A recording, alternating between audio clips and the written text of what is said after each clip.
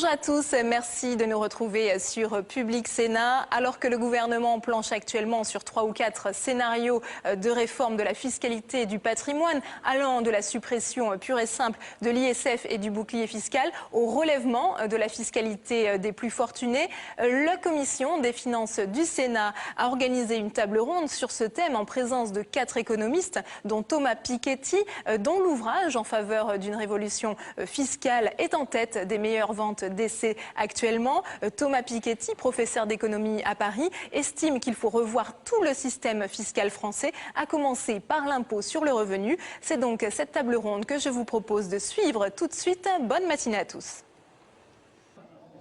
Bien, mes chers collègues, nous reprenons nos auditions et nous accueillons maintenant 4 experts, 4 économistes. S'il vous plaît, la séance est reprise.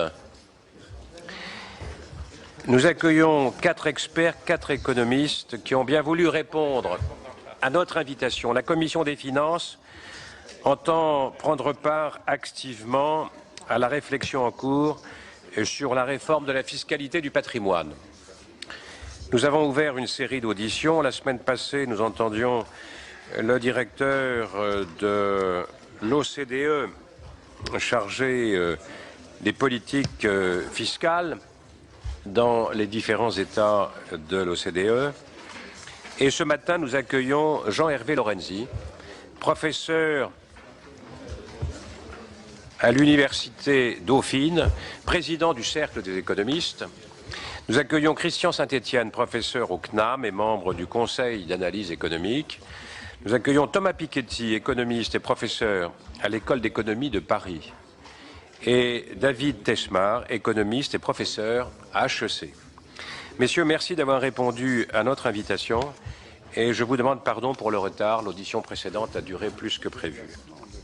Ce que nous souhaitons, c'est vous entendre dans un exposé liminaire qui pourrait tenir, si cela est possible, en 5 minutes pour répondre aux questions de base. Pourquoi cette réforme? Quelle forme? Nous avons des problèmes de dissipation, pardonnez-moi. Quelle forme doit-elle prendre, cette réforme? Quels impôts devraient être dans son champ? Et quels résultats peut-on en attendre? Donc, dans un premier temps, vous répondez à ces 3 questions, brièvement. Et ensuite, je donnerai la parole au rapporteur général qui pourra recadrer notre débat. Et enfin, celles et ceux qui souhaitent vous interroger auront la parole dans un second temps. Alors, peut-être que par ordre alphabétique, on pourrait donner la parole d'abord à Jean-Hervé Lorenzi. Par ordre d'âge aussi, Monsieur le Président. Malheureusement. Vous nous avez donné 5 minutes. Alors, je voudrais, au fond, dire 2 choses. La première, vous savez, j'ai gardé un côté de prof, donc dès qu'on bavarde.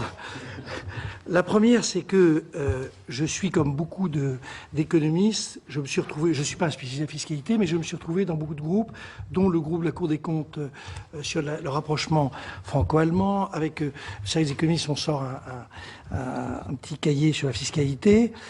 J'ai lu avec grand plaisir le livre de Thomas et de ses 2 camarades. Donc tout ça, au fond, donne le sentiment que l'approche de la réforme fiscale par la fiscalité du patrimoine est une absurdité intellectuelle. Vous ne pouvez pas traiter le sujet.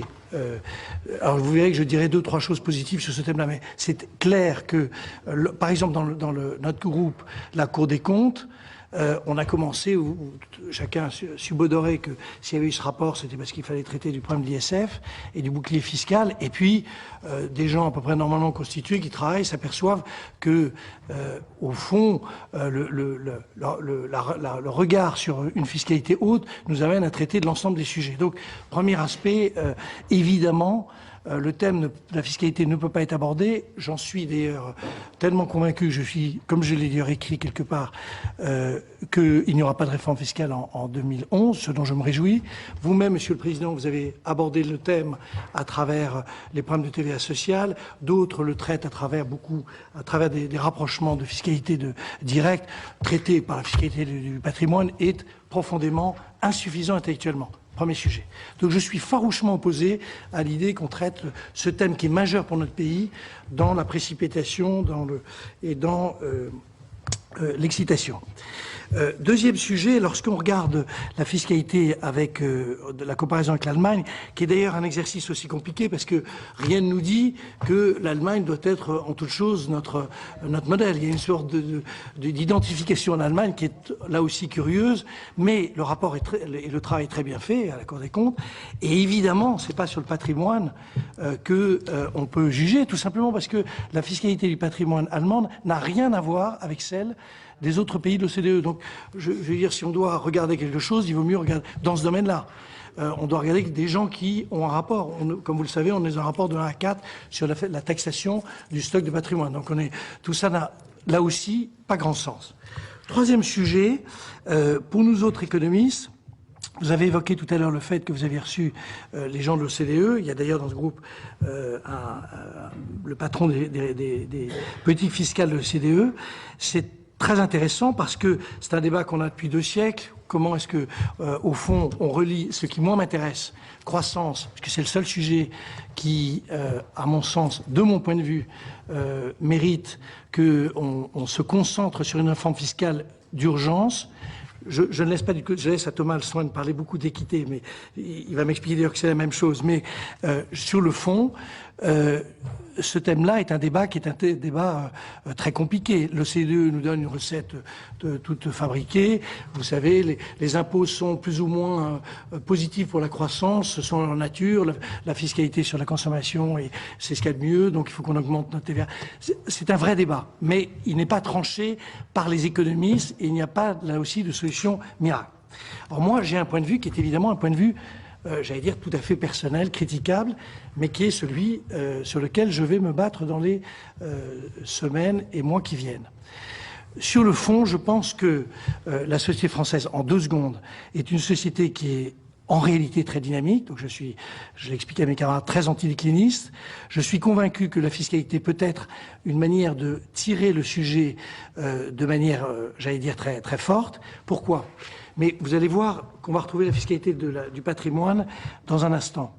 Parce que, en même temps, c'est un problème macroéconomique très compliqué, en même temps qu'il faut que nous réduisions notre dette, c'est-à-dire peut-être 30 à 40 milliards de diminution des dépenses annuellement, ce qui est un exercice qui va devenir compliqué pour l'exercice 2012 et 2013. En même temps, il faut que nous puissions dégager 30 à 40 milliards d'investissements complémentaires qui sont des investissements de long terme, risqués et destinés à se substituer en termes d'activité économique aux activités que nous, comme les autres pays de l'OCDE, nous avons perdues en 4-5 ans en transfert vers les pays émergents. Ceci m'amène à deux remarques et 2 idées, j'allais dire presque fixes, mais ça c'est l'âge qui veut ça. La première, c'est qu'au fond, je considère que la fiscalité du patrimoine m'intéresse sur un sujet. Franchement, l'ISF, le bouclier fiscal, on en parlera tout à l'heure, mais ça m'intéresse pas. Ça ne m'intéresse pas. Ce qui m'intéresse, d'abord, c'est epsilonesque, 4 milliards sur 850 milliards de prélèvements obligatoires, c'est une plaisanterie, c'est pas un sujet. Le sujet clé, c'est le suivant. Comment est-ce que je peux, petit 1, essayer d'allonger l'épargne de manière à ce que cette épargne puisse, non pas doive, mais puisse être éventuellement disponible pour des investissements qui aient un caractère plus risqué, qui soit un investissement de long terme. Épargne de long terme ne signifie pas, on a déjà un problème d'épargne de long terme dans le pays, donc quelle est la fiscalité qui favorise cela? Mais ça ne signifie pas que j'ai résolu le deuxième problème, qui est celui de pouvoir investir dans des activités qui sont des activités risquées. Or, le sujet majeur de nos pays et du nôtre, c'est celui de l'aversion au risque, et c'est une aversion au risque qui ne va pas diminuer avec le vieillissement de nos sociétés. Donc, notre sujet, il est fiscalement, petit 1, de pouvoir, au fond, favoriser et réfléchir, se concentrer sur l'allongement de la fiscalité de l'épargne, c'est-à-dire des flux du patrimoine. Ça, c'est le premier aspect. Et deuxième aspect, mais c'est un autre sujet qui est fiscalement, mais pas directement lié à la fiscalité du patrimoine, comment peut-on en réalité faire que la collectivité, l'État, on peut l'appeler comme on veut, au fond, prenne une part du risque sur des investissements qui sont des investissements par nature de long terme, parce que c'est ça dont nous avons besoin pour pouvoir investir dans les années qui viennent, que ce soit pour les PME, que ce soit pour n'importe quoi, mais on a besoin de mettre 30-40 milliards. Sinon, notre problème est un problème sans solution macroéconomique. Deuxièmement, comme je suis au fond très antidécliniste, je crois qu'une large partie du problème des sources de croissance de notre pays, c'est évidemment le règlement, la tentative de solution sur l'emploi des jeunes. Je trouve que c'est la deuxième urgence. Et donc, au-delà d'autres affaires qui traitent plutôt du marché du travail et du contrat de travail unique, qui sera un sujet clé, je considère qu'il faut fluidifier les transferts intergénérationnels. Vous savez qu'aujourd'hui, on considère, je peux me tromper, ces chiffres qui sont difficiles au fond à vérifier, mais en gros qu'il y a une dizaine de milliards d'euros qui descendent de la génération N à la génération N-2, ou pardon, N+2. Et donc, ceci est très insuffisant. Donc, ceci revient à dire que dans la fiscalité du patrimoine, le deuxième sujet, le deuxième levier, au lieu de... on traitera l'ISF après, mais le deuxième sujet, c'est de regarder l'équilibre entre les droits, les taxes liées aux successions et les avantages donnés aux donations. Si on ne résout pas ce problème, on se retrouve avec des gens qui touchent leur succession, qui touchent finalement l'héritage à mon âge, qui est quand même sympathique pour moi, mais pas pour le fonctionnement d'une société. Donc il y a deux logiques qui peuvent se mettre en place. La première, alors elles ont été très développées par quelqu'un de Paris School of Economics, c'est André Masson, c'est-à-dire, petit 1, essayer d'inventer des nouveaux processus, remettre le viager, mais refait à travers le système bancaire, mais ça nous prendra un peu de temps et on pourra en discuter tout à l'heure si vous voulez. Et deuxième sujet, rééquilibrer, je crois que c'est beaucoup plus important, les taxes qui sont liées aux successions, qui ont été quand même très très largement supprimées, par rapport aux donations, c'est-à-dire par tous les moyens faire que de l'argent revienne vers les générations plus jeunes. C'est à mon sens les deux sujets clés, et je laisse à je sais pas qui le soin de traiter de l'ISF, du bouclier fiscal, qui sûrement est passionnant pour la politique, mais très peu pour l'activité économique de notre pays. Merci. Merci. La parole est maintenant à Thomas Piketty. Oui, merci. Bon, moi, je vais quand même essayer de dire quelques mots sur la fiscalité du patrimoine et sur l'ISF et la taxe foncière, puisque apparemment c'est le sujet du jour. Je m'associe quand même très largement à ce que vient de dire Jean-Hervé sur le fait que ce n'est pas le vrai sujet. Enfin, le vrai sujet de notre système fiscal, c'est de moderniser, simplifier notre système d'imposition directe des revenus, qui est incroyablement morcelé, complexe, notamment sur la partie revenu de l'épargne, qui pratiquent toujours pas la retenue à la source alors que tous nos voisins le font depuis toujours. Enfin, les vrais sujets, ils sont là. Et on a un système de financement de la protection sociale qui repose trop fortement sur les cotisations.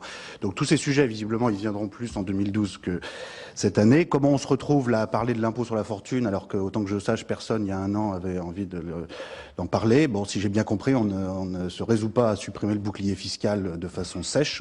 Et on a besoin d'ajouter quelque chose. Le débat est ouvert depuis quelque temps. On est constant. Nous, on est Oui, enfin, il y a eu quand même une accélération qui n'est pas exactement de votre fait ces 6 derniers mois. Mais qu'importe, le sujet est là, parlons-en. Donc, moi, je voudrais juste dire quelques mots sur les différentes formes d'imposition du stock de patrimoine. Essentiellement, on a deux impôts sur le patrimoine en France et dans un certain nombre de pays, historiquement, si on regarde un peu les choses, qui sont l'impôt sur la fortune, la taxe foncière. Et en un mot, la thèse rapide que je voudrais défendre, moins de 5 minutes, c'est que si on regarde les choses de façon technique et aussi peu idéologique que possible, on se rend compte que l'impôt sur la fortune, techniquement, est un impôt beaucoup plus moderne que notre vieille taxe foncière, et que le supprimer pour se retrouver nez à nez avec cette taxe foncière dont le poids augmentera continuellement, serait une absurdité au regard de l'histoire. Donc, pourquoi je dis ça? Donc, quelle est la différence? Donc, dans les deux cas, on taxe le stock de patrimoine que possèdent les gens.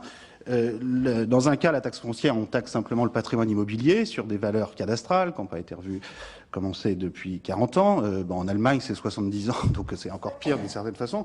Mais on a donc cette vieille taxe foncière qui repose sur des valeurs qui sont extrêmement anciennes. L'impôt sur la fortune, dans son fonctionnement technique, dans son assiette, est imparfait, comporte trop de niches fiscales, mais est beaucoup plus satisfaisant que la taxe foncière pour au moins 2 raisons. Premièrement, on prend les valeurs de marché au 1er janvier.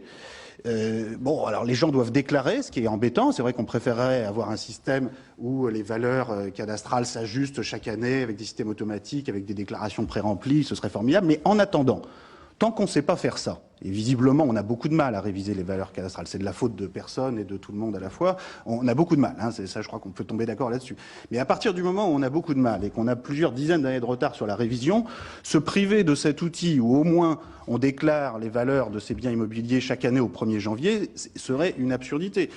L'immense avantage quand même de se baser sur les prix de marché, c'est qu'au moins en France, personne conteste que quand on est au-dessus du seuil, donc mettons 800 000 euros, on est au-dessus du seuil, et quand on est en dessous, on est en dessous. Après, on peut discuter du niveau du seuil, on peut dire 1 million, 2 millions, on peut bouger le seuil et les taux autant qu'on veut, c'est un autre sujet qu'on peut avoir après. Mais au moins, il n'y a pas de contestation sur le fait que le seuil, on sait à peu près le mesurer. Ce qui n'était pas du tout le cas dans les impôts sur le patrimoine qui ont été supprimés ces 10 dernières années en Espagne, en Allemagne et en Suède, et qui n'ont rien à voir techniquement avec l'ISF français. Et là, il y a des comparaisons qui sont faites, qui dénotent du niveau d'idéologie dans ces débats et d'absence de connaissance des systèmes fiscaux étrangers qui est vraiment atterrant. C'est-à-dire que dans tous ces pays, Allemagne, Espagne, Suède, regardez autant que vous voulez, c'était basé sur des valeurs cadastrales. C'est-à-dire que les biens immobiliers étaient pris en compte pour des valeurs qui dataient de plusieurs dizaines d'années, exactement comme notre taxe foncière française. Sauf que, au moins, la taxe foncière, comme c'est vaguement proportionnel, ça touche tout le monde. Les gens sont pas très contents que les valeurs cadastrales varient un peu trop de commune en commune, mais ça passe à peu près. Imaginez maintenant qu'on utilise ces mêmes valeurs pour savoir qui est au-dessus de 800 000 euros, ou d'un seuil quelconque, dans un système progressif. C'était ça le système en vigueur en Espagne, en Allemagne ou en Suède. C'est-à-dire qu'on utilisait des valeurs cadastrales variant de façon complètement arbitraire suivant les communes et les quartiers pour décider qui était au-dessus du seuil d'imposition ou pas. Et donc c'était ça le débat, et évidemment ça rendait fou tout le monde. Imaginez qu'on fasse un système comme ça en France, ce serait complètement insupportable de penser que suivant la commune où on habite, on est au-dessus ou en dessous et on paye ou non cet impôt. Donc ça rendait fou tout le monde. Les juges ont fini par s'en mêler, on dit qu'il y avait une rupture caractérisée du principe d'égalité devant l'impôt, ce qui était clairement le cas, et ces impôts ont été supprimés pour cette raison. Mais pas du tout pour les raisons qu'on évoque actuellement pour supprimer l'impôt sur la fortune français. C'est-à-dire personne en Allemagne se plaignait que ça faisait fuir les gens au Liechtenstein ou en Espagne que ça les faisait fuir à Andorre. C'était pas le sujet du tout. Le sujet, c'était un problème d'équité devant l'impôt face à un impôt qui était très obsolète dans son fonctionnement. Pour une raison très simple, c'est pas que le législateur français, en créant l'impôt sur la fortune, était beaucoup plus malin que le législateur espagnol ou allemand. C'est simplement que le législateur français, il agit dans les années 80-90, alors que les impôts sur le patrimoine allemand, espagnol, suédois nous viennent directement du 19e siècle, comme la taxe foncière. Ce sont des impôts qui sont beaucoup plus anciens que notre impôt sur la fortune. Ça c'est au moins l'avantage d'être à contre-courant politiquement du reste du monde en créant un impôt sur la fortune dans les années 80-90, c'est qu'au moins on le fait techniquement de façon mieux que les impôts créés un siècle plus tôt, parce que tout simplement parce que dans les années 80-90, on s'est rendu compte depuis 1914 que l'inflation était un phénomène durable, en particulier l'inflation sur les prix des actifs était un problème sérieux, et que si on voulait un impôt sur le patrimoine, il fallait avoir absolument des valeurs de marché qui sont peut-être imparfaites, mais qui au moins fournissent une base objective. Deuxième grand avantage du fonctionnement de l'impôt sur la fortune par rapport à la taxe foncière, c'est évidemment la déduction des emprunts immobiliers. Et l'aspect complètement fou de la taxe foncière, c'est que si vous êtes endetté, vous avez un emprunt immobilier de la même valeur que votre appartement, donc vous avez un appartement de 800 000 euros à Paris, mais vous avez un emprunt de 800 000 euros, ou même un emprunt plus élevé parce que les prix immobiliers ont chuté, ce qui peut arriver, ce qui est beaucoup arrivé aux États-Unis. On se retrouvait avec des gens qui avaient une valeur nette de patrimoine négative, ce qui repayait en intérêt plus cher que ce qu'ils auraient payé en loyer pour le même bien, mais qui se retrouvaient à payer autant de taxes foncières que quelqu'un qui n'a aucun emprunt sur le dos, puisqu'il n'y a aucune prise en compte des emprunts. au moins dans l'impôt sur la fortune, on déduit l'emprunt. Donc quelqu'un qui a 800 000 euros d'emprunt avec 800 000 euros d'appartement à Paris, il a 0 de patrimoine. Il a même encore moins puisqu'il y a 30% d'abattement sur la résidence principale. Enfin, dans tous les cas, il ne paye pas l'impôt. Bon, et puis à partir du moment où vous déduisez les emprunts et les passifs financiers, il est logique d'ajouter les actifs financiers. Vous vous retrouvez finalement avec un impôt sur le patrimoine global qui est quand même beaucoup plus intelligent dans son fonctionnement que notre taxe foncière. Je pense que cette comparaison, elle doit être centrale dans notre réflexion. Pourquoi? Parce qu'en termes de masse, de quoi parle-t-on? On a une taxe foncière qui rapporte presque 20 milliards d'euros, bon, mettons un peu plus de 15 si on prend uniquement la part ménage, c'est-à-dire quand même plus de 3 fois plus que l'impôt sur la fortune à 4,5 milliards d'euros. Il y a beaucoup de pays dans le monde où la taxe foncière est beaucoup plus élevée qu'en France. Aux États-Unis, au Royaume-Uni, en proportion de la capitalisation immobilière, on serait à 25 milliards environ de taxes foncières. Est-ce qu'il faut supprimer un impôt sur la fortune qui rapporte 5 pour se retrouver avec une taxe foncière qui rapportera finalement 5 de plus ou 10 de plus? Je pense que ce serait une absurdité d'un point de vue technique et qu'il faudrait au contraire plutôt essayer de rapprocher l'assiette de la taxe foncière de celle de l'impôt sur la fortune en envisageant des déductions d'emprunts immobiliers, en se basant, en essayant de passer aux valeurs de marché. Oui, non, mais prenons ce qui existe. Oui, mais ne faisons rien, laissons les bases continuer 40 ans de plus si on veut. Mais en attendant, on a un système techniquement qui fonctionne. On peut discuter autant qu'on veut sur les taux. Vous pouvez réduire les taux, diminuer les niches. En tout cas, se priver de cet outil pour se retrouver avec un impôt, la taxe foncière, que personne ne sait réformer. Je conclus juste un mot. La comparaison avec l'Allemagne, comme le rappelait Jean-Hervé, est très faussée. D'abord pour une raison simple, c'est que c'est vrai que l'Allemagne a des impôts sur le patrimoine, en particulier des impôts fonciers, qui sont beaucoup plus légers que tous les autres pays. Pour une raison simple aussi, c'est que la capitalisation immobilière allemande, pour différentes raisons, est beaucoup plus faible. En proportion de la capitalisation immobilière, en fait, c'est assez proche du cas français, mais il faut quand même diviser, parce que si on ne divise pas, et du point de vue du marché immobilier, la comparaison avec le Royaume-Uni, Londres par rapport à Paris est au moins aussi pertinente pour nous que la comparaison avec l'Allemagne. Donc là, je suis d'accord avec Jean-Hervé que la focalisation sur l'Allemagne n'est pas la plus pertinente. Mais enfin, dans tous les cas, si on fait ce type de comparaison internationale, comparons ce qui est comparable. Les impôts sur le patrimoine qui ont été supprimés dans des pays européens ces dernières années n'ont rien à voir avec l'impôt sur la fortune français. C'est pas du tout pour les mêmes raisons que ce qu'on évoque aujourd'hui en France qu'ils ont été supprimés. Alors on peut quand même vouloir supprimer l'impôt sur la fortune français pour d'autres raisons, mais parlons de ces autres raisons et ne brandissons pas ces exemples qui sont techniquement totalement à côté de la plaque. Merci. La parole est maintenant à Christian Saint-Etienne. Bien. Donc il va y avoir des points communs avec mes collègues et des points majeurs de différence. Donc sur les points communs, le premier point commun, c'est effectivement que aborder la réforme fiscale uniquement sous l'angle de la réforme du patrimoine est réducteur, puisque les problèmes que nous avons sont des problèmes globaux. Ce qui n'empêchera pas que je dirai ensuite que si on est bien d'accord sur le fait qu'il faut aller vers une réforme majeure de la fiscalité au plus tard dans un an, on peut avoir une première étape dès ce printemps sous certaines conditions, c'est-à-dire notamment d'inscrire cette première étape dans une direction d'ensemble qui soit cohérente. Alors, cette première remarque étant faite, je voudrais insister justement, et ça éclairera ce que je dirai sur la réforme du patrimoine, je voudrais insister sur les nécessités de la réforme fiscale qu'il va falloir faire en urgence dans un an. Je pense même qu'en urgence, on devrait la faire tout de suite. Je vais vous dire pourquoi. Je pense d'abord que nous sommes à la veille d'une crise des finances publiques historique en France. Quel que soit le président en 2012, nous aurons une crise historique de finances publiques. Il n'est même pas certain que nous ne l'ayons pas avant. Mais je pense que nous avons devant nous une crise d'ampleur comparable à celle de la fin d'Ancien Régime. Et je vous rappelle que 80% des révolutions politiques sont arrivées par des crises de finances publiques. Nous avons en fait un déficit structurel qui est de 6 points de PIB, 120 milliards d'euros, et c'est donc l'ampleur de l'exercice qui est devant nous. Et il va falloir traiter le problème en urgence. Ça, c'est le premier point. Le deuxième, ce qui a été relativement peu évoqué jusqu'ici et qui est pour moi central, je l'avais beaucoup évoqué dans le rapport de 2005 que j'ai fait au CAE avec Jacques Lecacheux, c'est que nous sommes, et il faut le regarder avec une totale lucidité, nous sommes dans une Union européenne qui est un champ clos de concurrence fiscale et sociale. Personnellement, sur le plan stratégique, je considère que si on regarde l'avenir de la France, qui est, de mon point de vue, sur le plan stratégique, très menacé à court terme, ce qui ne veut pas dire qu'on n'a pas beaucoup de potentiel, mais nous avons un avenir qui est très menacé à court terme, et il est menacé, pour vous donner, de mon point de vue, c'est l'ensemble de réflexions qui conduisent à une intuition globale.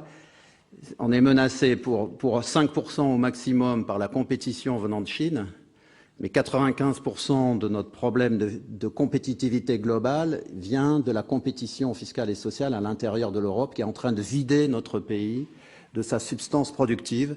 Et donc, quand on fera cette réforme fiscale d'ensemble, il faudra que l'objectif fondamental qui sera assigné à cette réforme, c'est de reconstruire un système productif dans ce pays, sachant que pour moi, le point clé de l'équité, c'est que tout le monde ait un boulot.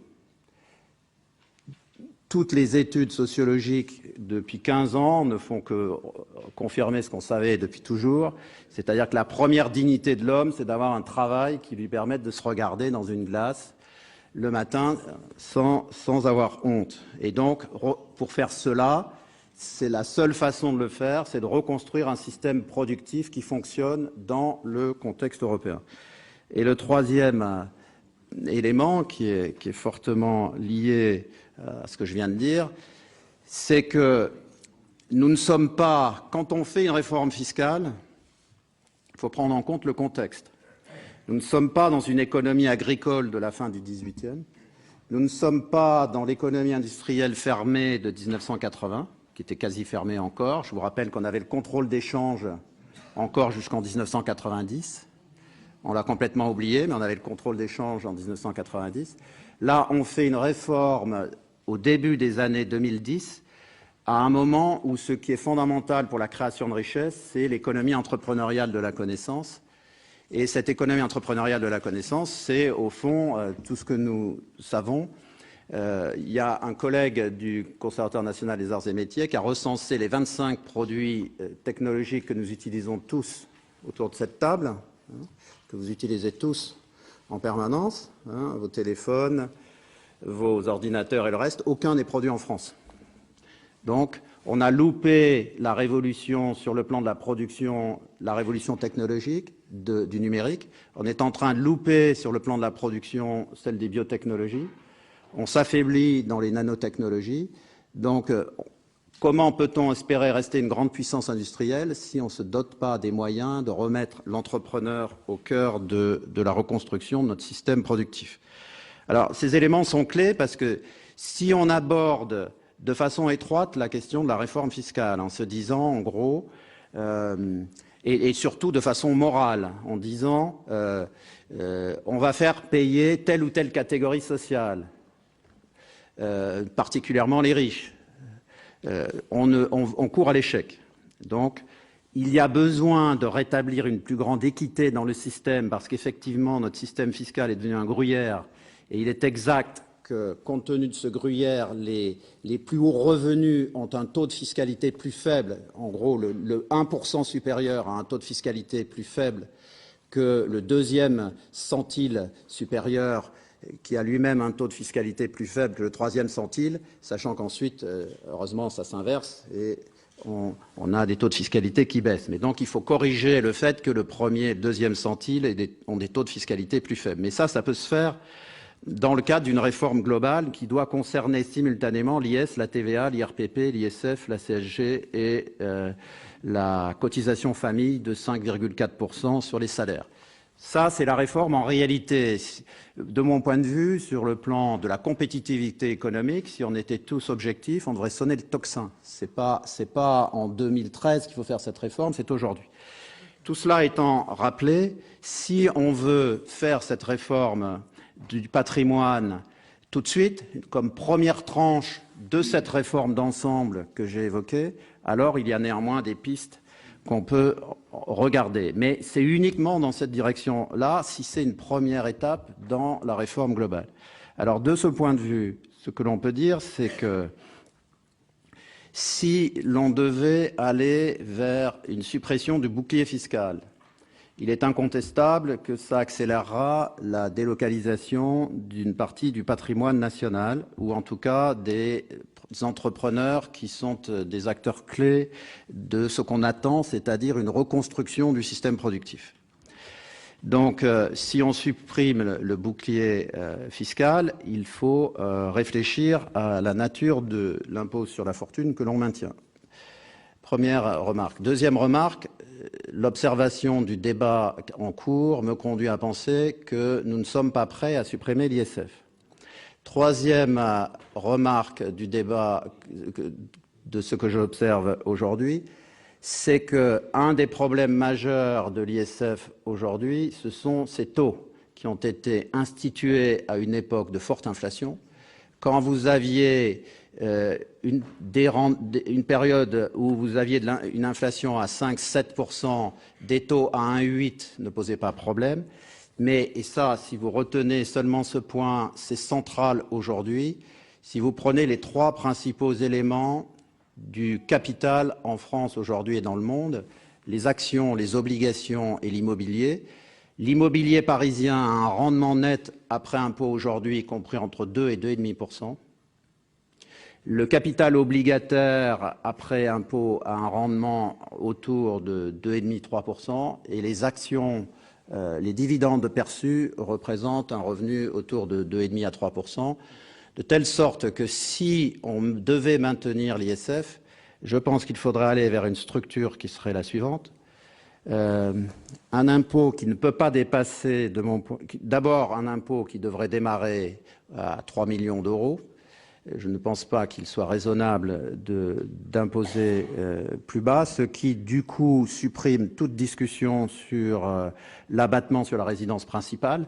Je pense qu'il ne faut pas toucher à l'abattement de 30% si on règle la question des taux et si on règle la question du point de démarrage. C'est-à-dire que si vous avez un point de démarrage de l'ISF à 3 millions, à ce moment-là, vous n'avez plus besoin de toucher à l'abattement sur la résidence principale et vous avez beaucoup moins de problèmes liés au fait que les classes moyennes supérieures vivant dans les grandes villes françaises sont aujourd'hui imposées à l'ISF alors qu'il n'y a aucune raison qu'elles le soient objectivement compte tenu du poids global de l'imposition dans notre pays. Et ensuite, on aurait un deuxième taux. Alors, selon que vous mettez le point de démarrage de l'ISF à 3 millions ou à 2 millions, on pourrait avoir une première tranche qui pourrait être de 2 à 20 millions ou de 3 à 30 millions qui serait à 0,5%. Et au-delà de 20 millions ou de 30 millions, vous auriez une tranche marginale qui serait de 0,75%, qui représenterait en gros le quart, entre le quart et le tiers du rendement effectif du capital investi aujourd'hui en France, sachant que ça représenterait le tiers du rendement, ce rendement ayant déjà payé un impôt sur le revenu. Alors, se pose à ce moment-là la question du financement de cette mesure. Je reprendrai si on devait faire une économie de ce système.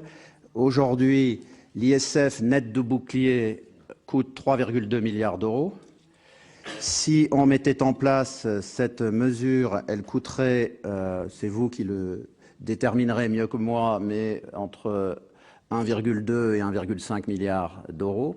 Or, ce que l'on pourrait imaginer, c'est compenser par deux mesures qui seraient centrées sur les détenteurs de très haut patrimoine.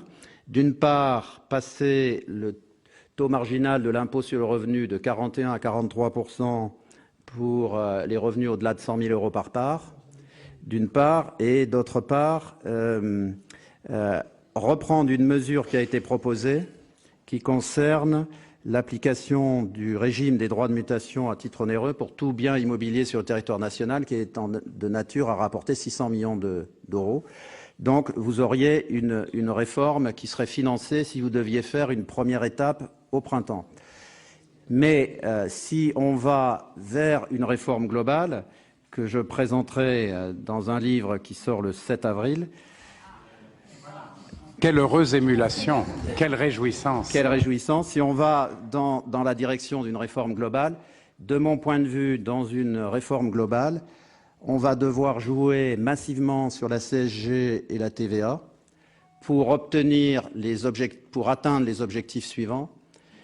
D'une part, ce que j'observe au plan européen, il faut que vous soyez extrêmement attentifs à cela, au-delà du sujet du jour qui est la réforme du patrimoine, mais notamment pour les grands responsables qui sont ici présents de la Commission des finances du Sénat, qui sont tous les deux des spécialistes et avec tous leurs collègues de fiscalité, c'est que vous avez un mouvement général d'augmentation de la TVA dans tous les pays d'Europe, servant à financer une baisse du taux d'IS. C'est-à-dire que ce que l'Allemagne a initié en 2007 est en train de se généraliser. Et vous avez, par exemple, regardé notamment, si vous observez et analysez clairement cette évolution, le pays qui va se retrouver en position centrale, qui représentera le mieux le système fiscal européen, va être la Finlande, qui va être exactement dans la moyenne de ce qui se prépare sur la base de choses déjà annoncées par les gouvernements européens, c'est-à-dire une situation dans laquelle le taux de TVA sera à 23% et que la hausse du taux de TVA en Finlande finance une baisse du taux d'IS, sachant que cette baisse du taux d'IS peut être réservée aux bénéfices mis en réserve, puisque j'ai écouté la fin de l'intervention de Christian Noyer ce matin. Il y a un serpent de mer qui est le prêt aux PME en France. Il a rappelé à juste titre que le taux moyen de prêt en France, aujourd'hui, aux PME, était de 40 centimes en dessous de la moyenne des autres pays, mais à aucun moment il n'a dit que ce qui bloquait en réalité le fait qu'on donne plus d'argent aux PME, c'est l'insuffisance criante de leurs fonds propres, et que donc si on veut que les banques prêtent davantage, eh bien, comme elles sont particulièrement sensibles au ratio d'endettement sur fonds propres, on a une nécessité absolue de reconstituer la base de fonds propres de nos PME pour leur permettre de se financer et de financer la reconstruction du capital productif qui est nécessaire dans notre pays. Donc, un mot de conclusion. Ma préférence ne va pas à une réforme partielle de l'ISF. Je sais néanmoins que la pression politique va faire qu'on va devoir en faire une. Si on doit faire une réforme partielle de la fiscalité du patrimoine, je recommanderais de faire une réforme qui élimine les principaux inconvénients de cet impôt, sachant que dans la réforme globale qui s'impose absolument à notre pays, l'ISF devra normalement être totalement supprimé et remplacé par une tranche supérieure de l'impôt sur le revenu, qui d'ailleurs, et c'est mon dernier mot, qui d'ailleurs pourrait continuer de bénéficier du mécanisme actuel en place pour le financement des PME. Vous avez un mécanisme aujourd'hui qui est associé à l'ISF de financement du capital des PME et il pourrait être conservé pour la tranche supplémentaire d'impôt sur le revenu qui se substituerait à l'ISF. Merci. Monsieur David Tesmar, vous avez la parole. Je vais faire mon possible pour essayer de tenir en 5 minutes, comme mes collègues.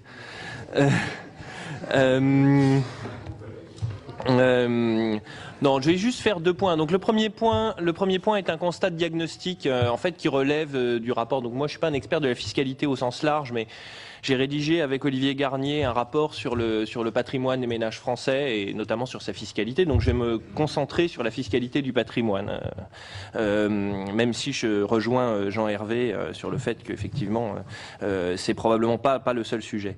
Donc le premier constat, sur la fiscalité du patrimoine, c'est que c'est horriblement compliqué, qu'il y a beaucoup de véhicules d'épargne réglementée et que en fait sous tous ces dispositifs extrêmement compliqués se neutralisent les uns et les autres. C'est-à-dire que vous avez quasiment la moitié de l'épargne des ménages français est investie en épargne non risquée avec incitation fiscale et un tiers et 10% de l'épargne des ménages français est investie en épargne risquée avec incitation fiscale. Donc vous avez des dispositifs qui cherchent à inciter d'un côté les gens à avoir de l'épargne risquée et de l'autre les gens à avoir de l'épargne non risquée. De même que vous avez des dispositifs qui cherchent à inciter les gens à avoir de l'épargne bloquée et d'autres qui cherchent à inciter les gens à avoir de l'épargne liquide. comme le livret A par exemple. Donc vous avez un maquis de systèmes qui rentrent en conflit les uns avec les autres et dont le résultat total est à peu près neutre, voire même légèrement défavorable à l'épargne risquée, à l'épargne en action, selon une étude du Trésor. Donc premier point, une grande complexité qui a d'ailleurs pour impact un effet de redistribution à l'envers. Comme vous avez beaucoup de niches fiscales, voilà, il faut pouvoir en bénéficier. Pour bénéficier du cellier, il faut déjà avoir un certain niveau de revenus et de patrimoine pour se payer un conseiller fiscal, pour essayer d'optimiser ça. Alors que d'un côté, vous cherchez à soumettre un certain nombre de revenus du patrimoine à une fiscalité progressive, à celle de l'IRPP. De l'autre, vous les soumettez à une fiscalité dégressive par le biais de l'évasion fiscale. Donc à nouveau, là, vous avez deux objectifs qui sont poursuivis en même temps et à nouveau l'accumulation de priorités traduit le manque total de priorité globale. Donc voilà. Pour finir, en ce qui concerne l'épargne réglementée, son efficacité généralement est assez peu prouvée. On manque complètement d'évaluation. Est-ce que vraiment on a besoin de l'argent collecté par le livret A pour financer le logement social à taux préférentiel? Est-ce que vraiment les PME françaises sont rationnées sur le marché du crédit de manière pathologique par rapport à l'Europe? Dans les enquêtes internationales, c'est pas net. Est-ce que les PME françaises ont, est-ce que les FCPI, est-ce que le dispositif ISF en faveur des PME vraiment aide, va vraiment créer, va vraiment susciter l'émergence de PME développées? C'est pas du tout évident, ou en tout cas on peut rien, enfin on n'a pas d'informations là-dessus très précises. Donc voilà. Donc au milieu de cette complexité énorme qui aboutit à peu près à rien, on a deux problèmes. On a un problème essentiel, disons, qui n'est pas résolu, qui est celui de l'épargne retraite. Donc vous avez un motif d'intervention de l'État à travers la fiscalité qui est clairement bien défini, qui est celui d'inciter les gens à se constituer de l'épargne retraite parce que spontanément ils le font pas suffisamment. Donc il y a un motif paternaliste qui est légitimé par la recherche existante. Et donc c'est de l'épargne à très long terme, donc c'est de l'épargne à 30 ans, donc on parle plutôt du PERCO que de l'assurance vie évidemment. Et les encours là qui sont collectés par le PERCO sont microscopiques. Je crois qu'à 1 milliard, 2 milliards, quelque chose comme ça, ça n'existe pas. Donc l'enjeu de l'épargne retraite, c'est important pour les gens. Ça peut être potentiellement aussi important pour à nouveau pour l'investissement de long terme, voire stabiliser le capital des entreprises françaises via un effet volume. C'est-à-dire que dans les pays où vous avez des fonds de pension, ou en tout cas des fonds de pension qui sont soit privés, soit publics, mais de manière générale, l'accumulation d'une épargne retraite soit directement par les individus, soit en leur nom par la puissance publique, vous avez typiquement un niveau de patrimoine des ménages qui est à peu près à 5 fois le PIB. En France, vous avez 3 fois le PIB. Donc il y a deux PIB, 2 années de revenu national, à peu près 4 000 milliards d'euros en France, qui pourraient être collectés si vraiment on avait un système où il y avait plus de capitalisation. À nouveau, ça ne veut pas forcément dire qu'un système de capitalisation soit individuel, il peut être collectif, mais en tout cas où il y ait de l'épargne. Et donc ça permettrait de générer davantage d'épargne en fonds propres, davantage d'épargne risquée pour les entreprises françaises et puis pour les entreprises internationales. Donc ça aurait beaucoup d'impact. Juste un petit point, quand on compare les différents pays, quand on regarde par exemple les pays qui investissent à très long terme comme la Norvège par exemple, ou les pays où les fonds de pension sont importants versus les pays comme la France où il y a beaucoup moins d'épargne à long terme, la proportion du volume total d'épargne qui est dévouée aux actions est la même. D'accord ? Donc au total, ce que vous avez, c'est une augmentation si vous voulez, homothétique, pour utiliser un terme de maths sup, ou avant même, vous avez une augmentation homothétique de la fraction, en tout cas du portefeuille. C'est-à-dire que c'est très difficile pour un État, même s'il insiste sur l'épargne de long terme, d'augmenter la fraction de l'épargne qui va être dévouée. En revanche, il peut augmenter le volume. D'accord ? Donc là, c'est là où il y a une grosse différence, typiquement entre la Hollande et la France, par exemple. Toute proportion gardée, évidemment. la Hollande qui a par exemple des fonds de pension. Donc voilà. Donc quelle est l'approche que je préconise face à ce double constat, à la fois d'une complexité excessive et d'objectifs qui ne sont pas atteints. Donc c'est une approche de simplification de la fiscalité du patrimoine. Donc quand on va parler de simplification, on va parler d'augmenter certains impôts par rapport à en baisser d'autres. À nouveau, je raisonne à revenus constants. Donc il ne s'agit pas d'augmenter la pression fiscale globale. Hein. Il s'agit de tout ce qui va être gagné sur la collecte d'un impôt va être réduit par la disparition d'un autre.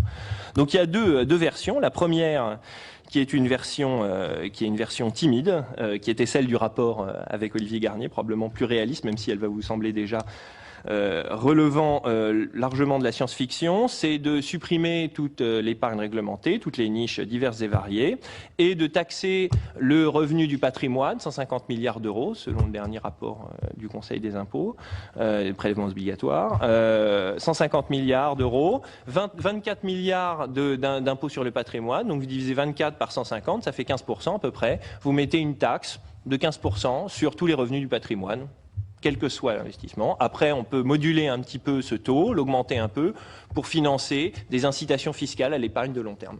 Voilà. Et c'est ça, si on veut ajouter un petit élément redistributif, on peut mettre un abattement de 500 € sur le revenu annuel du patrimoine, de manière à répliquer l'aspect redistributif du livret A. Donc ça, c'est la première version, c'est la version timide. Donc il y a la version ambitieuse, qui consiste à supprimer les droits de mutation divers et variés, la taxe foncière, tous les impôts sur le revenu du capital et tout asseoir sur l'assiette de l'ISF, c'est-à-dire sur le patrimoine. Donc, vous avez l'impôt total levé, l'impôt total sur le patrimoine, incluant les droits de mutation, enfin la taxe foncière, et puis les revenus du patrimoine, c'est 65 milliards par an.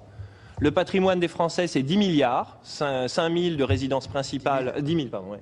Donc 5 000 de résidences principales et 5 000 d'immobilier locatif et puis d'investissement financier. Donc 10 000 milliards, 65 divisé par 10 000, ça fait 0,65. Vous avez un taux de 0,65 sur tout le patrimoine et plus d'impôts sur le patrimoine. Voilà, donc ça c'est la version évidemment ambitieuse.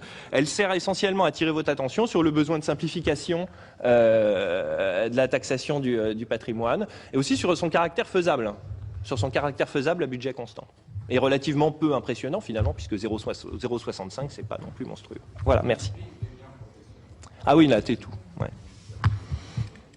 Bien, merci messieurs. Merci d'avoir respecté chacun les 5 minutes, car à la vérité, nous n'avons pas vu le temps passer.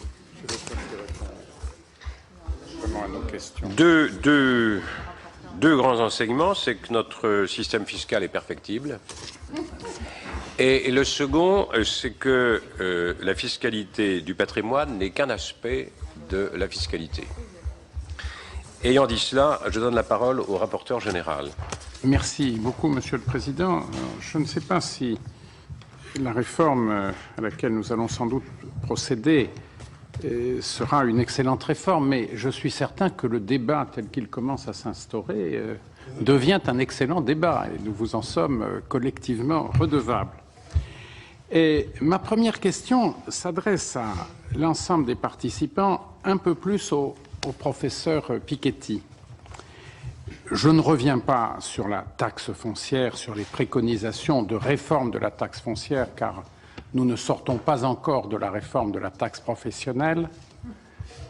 Et par ailleurs, nous n'oublions pas, en particulier autour de cette table, que la taxe foncière est le seul impôt local pur, entre guillemets, et que détricoter cet impôt nous exposerait à un grand nombre de mécomptes.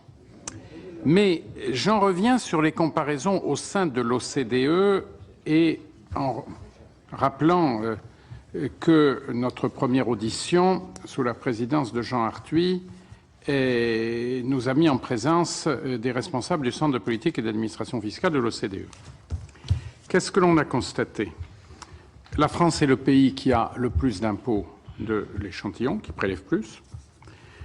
C'est le pays, nous dit l'OCDE, qui pratiquerait la plus forte progressivité. C'est le pays où les taux nominaux apparaissent les plus élevés, tant pour l'imposition du revenu que du capital. En revanche, c'est un pays dont les bases d'imposition sont assez basses, compte tenu du phénomène que nous connaissons bien des niches fiscales. Et en allant un peu plus loin, M. Owens mettait en regard les taux implicites d'imposition de la France et de l'Allemagne. Et en prenant une référence 2008, il considérait que le travail était imposé à 41,4% en France et à 39% en Allemagne. Le capital, disait-il, à 38,8% en France et 23,1% en Allemagne. Et la consommation à 19% de part et d'autre.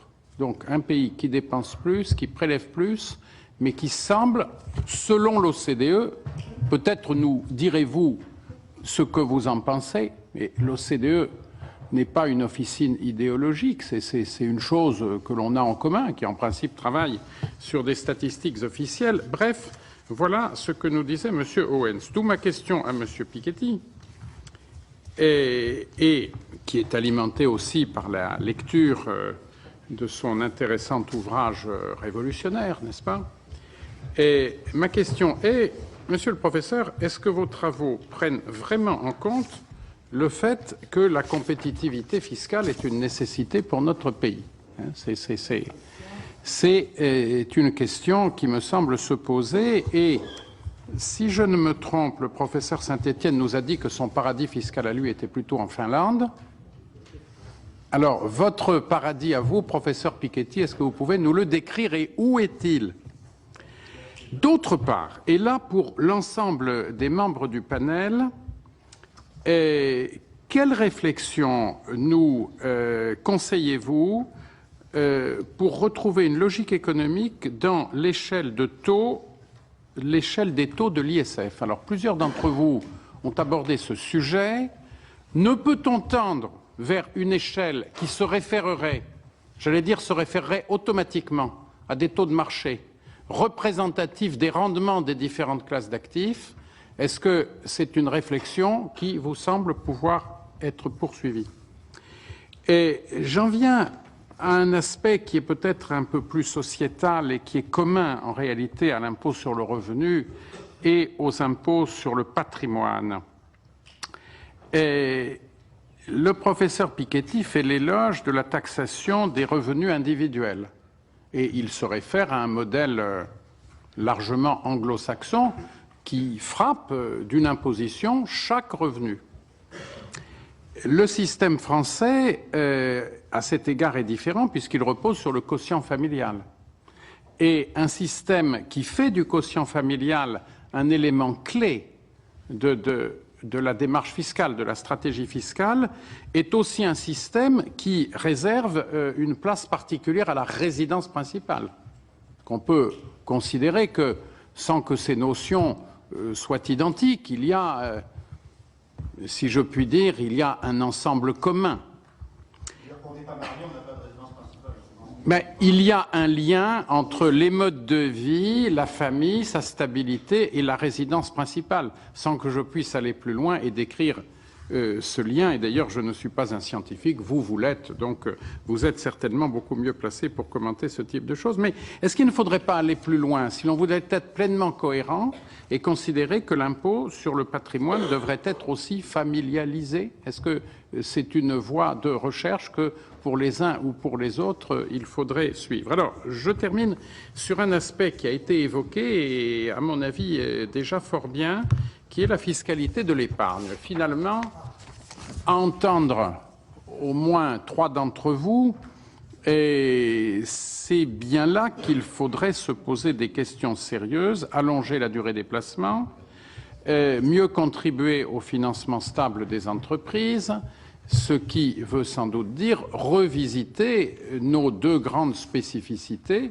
que sont l'épargne réglementée d'une part et l'assurance vie de l'autre, si l'on raisonne en masse.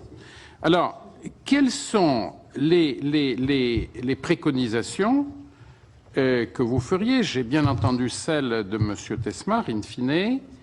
Est-ce que vous pensez qu'il est possible d'intégrer dans le barème de l'impôt sur le revenu la taxation de tous les revenus de l'épargne, en tenant compte sans doute d'aspects sociaux d'un côté et de la durée des placements de l'autre. Voilà pour l'essentiel quelques questions posées au panel, mais en vous remerciant vivement de vos contributions. Et tandis que vous parliez successivement, il était très intéressant non seulement de vous entendre, mais d'observer les expressions des autres intervenants lorsque le collègue parlait.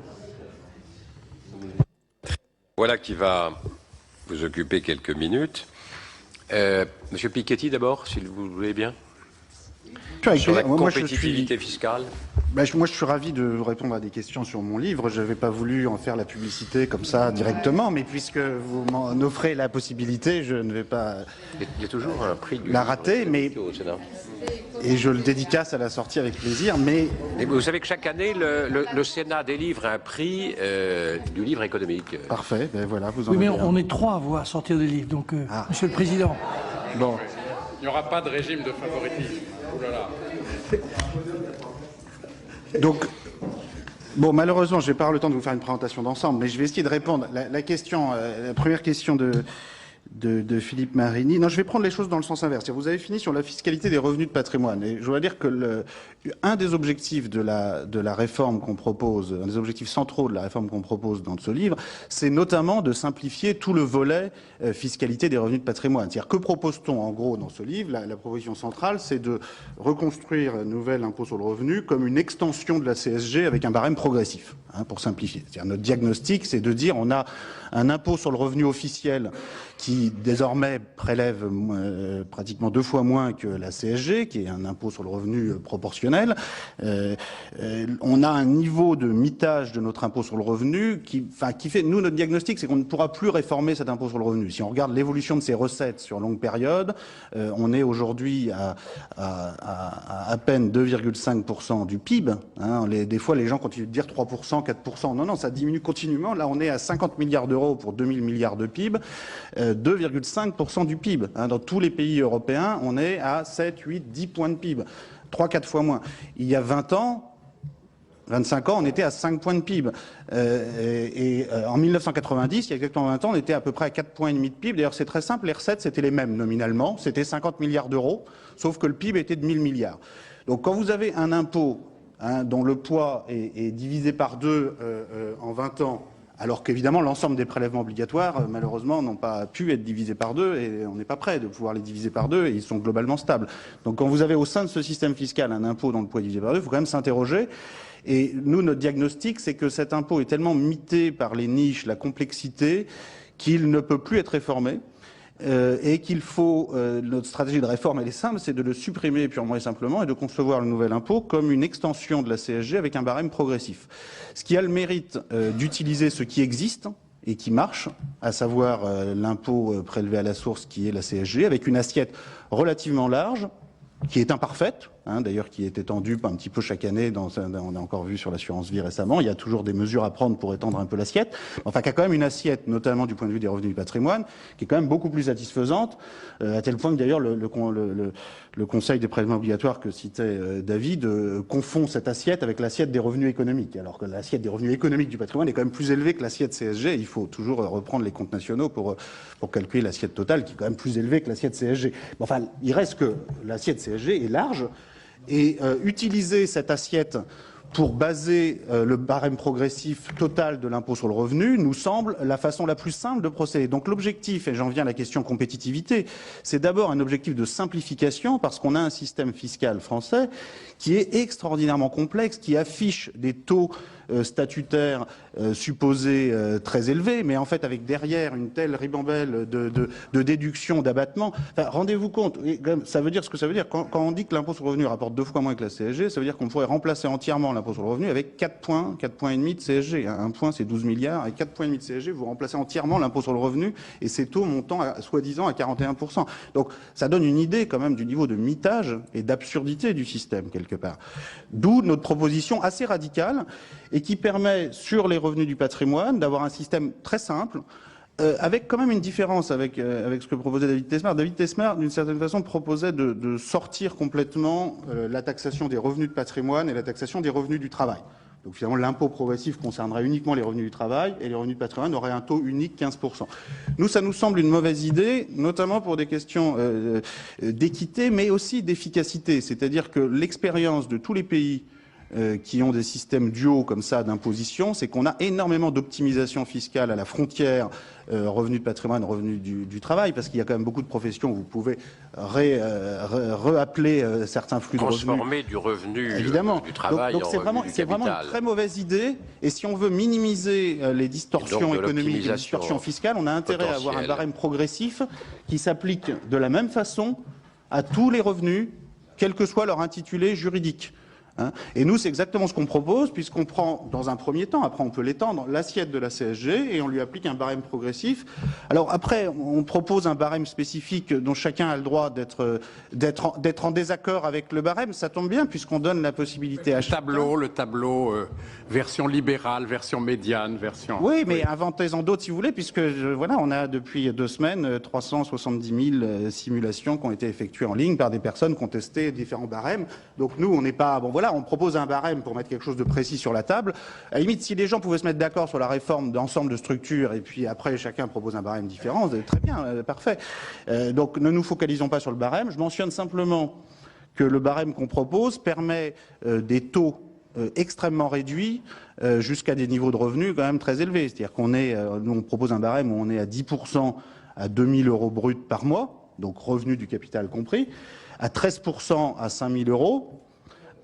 Et à 25% à 10 000 € bruts par mois. Tout ça incluant la CSG de 8%. Donc par rapport à la CSG CRDS de 8%, à 2 000 € on rajoute simplement 2%, à 5 000 on rajoute 5%. Donc on a quand même quelque chose qui est d'une simplicité, d'une lisibilité, avec des taux quand même très réduits pour l'immense majorité des personnes. Alors après, chacun peut choisir un autre barème, trouver que les taux montent trop haut, au-delà de 10 000 € par mois, les réduire, ça vous obligera à les augmenter sur les classes moyennes. Bon, chacun choisit le barème qu'il veut, ne nous disputons pas là-dessus. Mais en tout cas, l'objectif central, ici, puisque c'était ça votre question, c'est d'abord un objectif de simplification radicale, d'abord et avant tout pour la compétitivité. Vous savez, bon, alors pour reprendre votre question, finir ma réponse en rebouclant avec votre question initiale sur votre audition, donc si j'ai bien compris, de Monsieur Owens de l'OCDE. Moi, je ne veux pas polémiquer avec M. Owens. Je suis d'accord dans le fond que la France affiche des taux statutaires très élevés, avec en vérité une progressivité faible, et qu'il faut simplifier radicalement et réduire les taux pour l'immense majorité des contribuables et avoir une simplification du système. Maintenant, il y a quand même un chiffre là, que vous avez cité de M. Owens annonçant apparemment un taux de taxation du capital de 38% en France et de 23% en Allemagne. Alors là, qui me paraît totalement en dehors du tableau, qui ne correspond absolument pas à ce que tout le monde peut trouver en se connectant à Eurostat, qui publie chaque année dans ses rapports des taux de taxation globaux du capital dans tous les pays européens. Vous ne trouverez absolument pas ça. Est-ce qu'il l'a dit, est-ce qu'il l'a pas dit, est-ce qu'il a rajouté un chiffre? Je ne sais pas, mais je peux vous dire que ce chiffre est faux. C'est-à-dire que qu'il indique la publication, je n'en connais pas qui indique ça, et c'est faux. Hein. On a des taux globaux de prélèvement Nous partageons votre étonnement, qui sont beaucoup plus proches. Qui sont beaucoup plus proches entre pays qu'un tel différentiel. On compte 15 points avant les comptes. Si ne classez pas la taxe d'enlèvement des ordures ménagères dans les impôts sur le capital. Oui, alors s'il refait sa classification en prenant pas... Vous savez, l'avantage... Et il mettait également la taxe d'habitation dans les impôts sur le capital. Ah, ça c'est intéressant, ça. Oui, non, mais bon. C'est ça. Donc si vous êtes locataire, vous avez un impôt sur le capital, alors vous ne possédez pas de capital. Ouais, bon, grâce à ces auditions, nous apprenons énormément. Vous savez, on apprend tous les jours. Quand ils font des comparaisons internationales, il y a forcément des conventions. Oui, non, mais attends, il y a quand même la différence. Non, moi, j'insiste quand même sur ce point. Oui, évidemment, il y a toujours des conventions. Chacun a le droit de choisir les conventions qu'il veut, à condition qu'elles soient explicites et disponibles publiquement. L'avantage des données d'Eurostat, c'est qu'on connaît leur méthode, la liste des prélèvements qu'ils classent. L'avantage de toutes toutes les données qu'on sorte, et en particulier on refait dans ce livre une analyse serrée des taux de taxation justement du capital, du travail, c'est que tout est en ligne sur le site révolutionfiscale.fr. Chacun peut trouver toutes les données, tous les programmes, que chacun les prenne, les améliore, mais on ne peut pas juste citer des chiffres comme ça en l'air. Je n'ai pas tant, je ne sais pas si je dois vous répondre sur l'aspect individuel, quotient familial. Je ne sais pas si c'est vraiment le sujet du jour. C'est un grand sujet, passionnant. On va venir. Jean-Hervé Lorenzi, vous voulez intervenir. Deux remarques. La première, c'est que les chiffres qu'on va sortir par la Cour des comptes ne donnent pas du tout ces chiffres-là. M. Owen, c'est un farceur sur ces chiffres. Encore un révolutionnaire. Non, simplement un farceur. Le farceur n'est pas obligatoirement réfléchir. Je voudrais juste... Vous avez senti qu'on n'était évidemment pas d'accord, tous les quatre, sauf sur un point, c'est que le sujet de l'ISF est un sujet de nature secondaire. Je voudrais juste revenir sur un point de désaccord que j'ai avec Thomas et un point d'accord que j'ai avec David. En réalité, moi je considère que nous avons 3 sujets à régler, 3. Il n'y a pas 36. Le premier, c'est le sujet, en réalité, de rapprochement de la CSG. Le deuxième, c'est le sujet de la TVA, Monsieur le Président. Évidemment, c'est le sujet clé. La vraie différence entre nous et les autres pays, il y a 2 différences, et notamment avec l'Allemagne, c'est l'impôt sur la consommation et le problème de nos taxes, de nos cotisations sociales qui les payent. Donc, comment est-ce qu'elles sont réglées? Donc, en réalité, quand on regarde bien, c'est ce sujet-là que vous essayez de traiter. Alors, il faut voir comment on le traite, mais c'est un sujet. Et le troisième sujet, c'est un point d'accord avec David, c'est la fiscalité de l'épargne.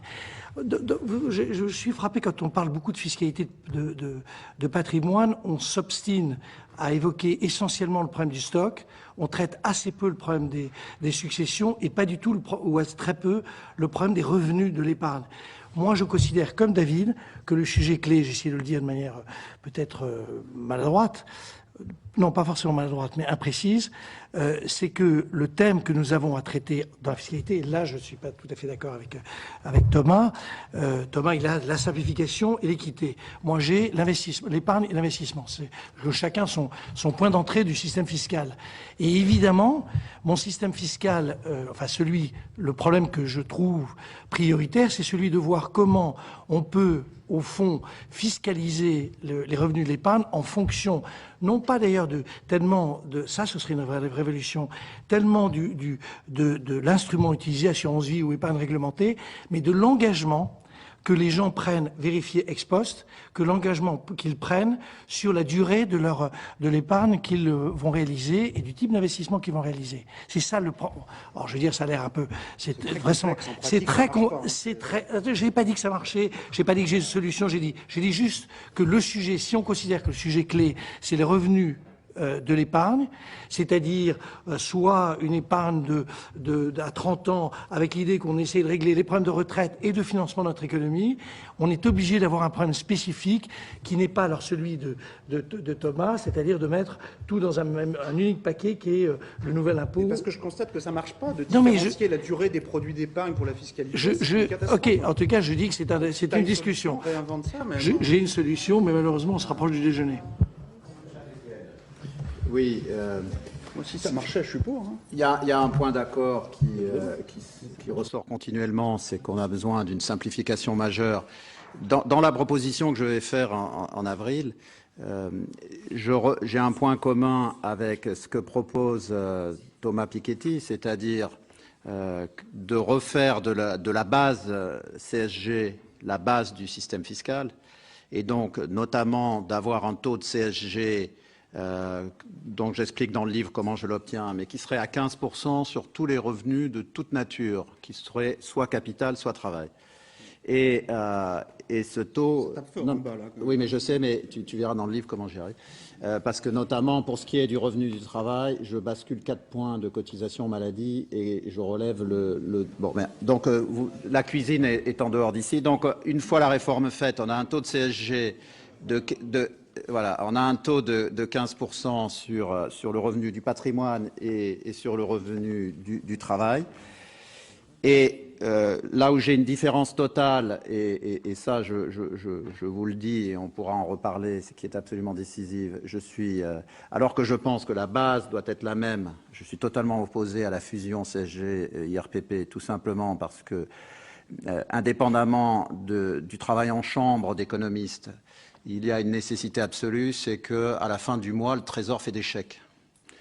Et la CSG prélevée à la source étant acceptée et étant une ressource régulière, fusionner la CSG et l'IRPP pour en faire, à l'arrivée, ce qui est dans la proposition de Thomas, un impôt ultra progressif qui pourrait être en partie rejeté par beaucoup des membres de notre société, pourrait conduire à un choc sur la ressource fiscale effective du Trésor qui serait extrêmement dangereux. Mais sous ces réserves techniques, on est d'accord sur un point clé, c'est que la base doit être fortement élargie. 2, qu'il faut supprimer les niches. Et de ce point de vue-là, je vais montrer qu'on peut faire une réforme qui rapporte plus que la réforme actuelle, puisque, comme je l'ai dit, nous allons devoir réduire massivement le déficit public, tout en étant compétitifs au plan européen et tout en évitant le problème qui est évoqué à juste titre, c'est l'abaissement du taux marginal pour les plus hauts revenus qui est insupportable. Et ceci, on l'obtient en supprimant les niches. Alors, reste une question importante qui est au cœur de la réflexion que vous avez sur la réforme du patrimoine, sous réserve qu'on aille dans cette direction. Et ça ne fait que confirmer le diagnostic général qu'on ne peut faire qu'une réforme d'ensemble. Parce que si on veut élargir les bases et abaisser massivement les taux, on ne peut pas faire autrement. Mais sous réserve donc qu'on aille dans cette direction, faut-il ou non, c'est quand même maintenant fondamentalement le cœur du débat entre nous quatre, faut-il accepter ou non des taux, une dualité entre fiscalité du capital et fiscalité du travail, ou est-ce qu'il faut tout mettre sur le même barème? Alors, c'est une question décisive, mais il est clair que, et j'espère que c'est parfaitement compris entre nous tous, on ne peut pas avoir une réponse intelligente à la question de la dualité si on n'a pas fait d'abord la réforme visant à élargir massivement les bases et à baisser les taux. Parce que si on a fait d'abord cette réforme, quels que soient les taux qu'on retient, si on a fait cette réforme, on se rend compte qu'on a alors, à ce moment-là, des fiscalités intrinsèques moyennes sur le capital et le travail qui deviennent très proches, en prenant des bases et en abaissant les taux. Et à ce moment-là, le problème de la dualité devient beaucoup moins fort, puisqu'il n'y a plus les écarts qu'on a aujourd'hui. Deuxième point qui est également clé, c'est qu'on ne parle que de fiscalité, on oublie les cotisations sociales. Même si on fait une réforme globale, on ne pourra pas supprimer toutes les cotisations sociales. D'ailleurs, dans le bouquin, je rappelle qu'il est faux de vouloir traiter de la même façon les cotisations sociales liées à la protection sociale individuelle et celles liées à la protection sociale collective. Pour ce qui est de la protection sociale individuelle, retraite, accident du travail, il faut que ça reste cotisation individuelle sur le salaire puisqu'on reçoit directement à la hauteur de sa cotisation et que donc ce qui est à mettre dans un pot commun, c'est uniquement ce qui concerne santé-famille. Et donc ça, c'est un point de divergence majeure par rapport à Thomas. Mais donc sur ce point-là, si on va dans cette direction, il va de toute façon toujours rester des cotisations importantes à titre individuel, notamment concernant le financement de la retraite. Or, si on veut aller vers le développement de fonds de pension qui nous donne une épargne longue, il y a un mécanisme qui est très simple, qui est très puissant, et qui consisterait à dire, évidemment sous une limite d'un certain plafond pour que ça ne devienne pas une niche fiscale majeure, c'est tout simplement de détaxer à la cotisation sociale les versements dans les fonds de pension, c'est-à-dire de traiter de façon neutre les versements qui sont aujourd'hui détaxés socialement et fiscalement dans la retraite par répartition et de faire le même traitement pour la retraite en capitalisation. Il n'y aurait pas besoin ensuite, si on fait donc un traitement équivalent au niveau des cotisations sociales de ce qui va dans les fonds de pension et de ce qui est versé au titre des cotisations pour la répartition, on aura un mécanisme naturel qui va envoyer des flux extrêmement puissants vers les fonds de pension. À ce moment-là, on sera justifié de dire, en contrepartie de cet avantage, il ne faut pas hésiter à ce moment-là à avoir une exigence très forte et en disant, si on crée des fonds de pension, il faut que la moitié soit dans un capital action, puisque si on a fait le diagnostic que la priorité absolue du pays, c'est de reconstruire une base productive, ça ne peut se faire qu'en déplaçant des flux majeurs vers l'épargne en action. Mais comme il n'y aura plus de déficit public, l'épargne ira s'investir forcément dans l'économie productive. Monsieur le Président, juste une remarque, parce que là je rebondis, c'est très important. Comme vous le savez, il y a non seulement il y a l'affaire de l'épargne, mais derrière ça, il y a la possibilité que les acteurs qui gèrent l'épargne puissent investir en actions. Comme vous savez, Solvabilité 2, qui est une difficulté. Or, si on arrive à oui, mais c'est quand même majeur, ça. Si on arrive à faire que les gens s'engagent, c'est que, en réalité, quand vous déposez votre argent, méthode d'assurance vie, vous savez qu'on peut en sortir comme on veut. Si vous supprimez cette possibilité-là, pour partie, ça, vis-à-vis de Solvabilité 2, ça autorise la compagnie d'assurance ou l'acteur, l'investisseur, à pouvoir investir en action. Donc c'est majeur comme affaire. Retenez ça parce que c'est... Juste une question à M. Piketty, qui est adepte de l'ISF en ce qu'il est une évaluation actualisée du patrimoine. La familialisation du barème de l'ISF. En fait, d'une certaine façon, il est familialisé puisqu'on regarde le patrimoine du couple pour savoir si on franchit 800 000 euros. Et en particulier, un couple qui se sépare tombe mécaniquement à 400 000 alors qu'il était à 800 000, enfin en tout cas si tout était en communauté. Ce qui est quand même assez bizarre quand on y pense. C'est-à-dire que s'il était vraiment familial, pour le coup, on diviserait par deux le patrimoine du couple pour savoir s'il est imposable.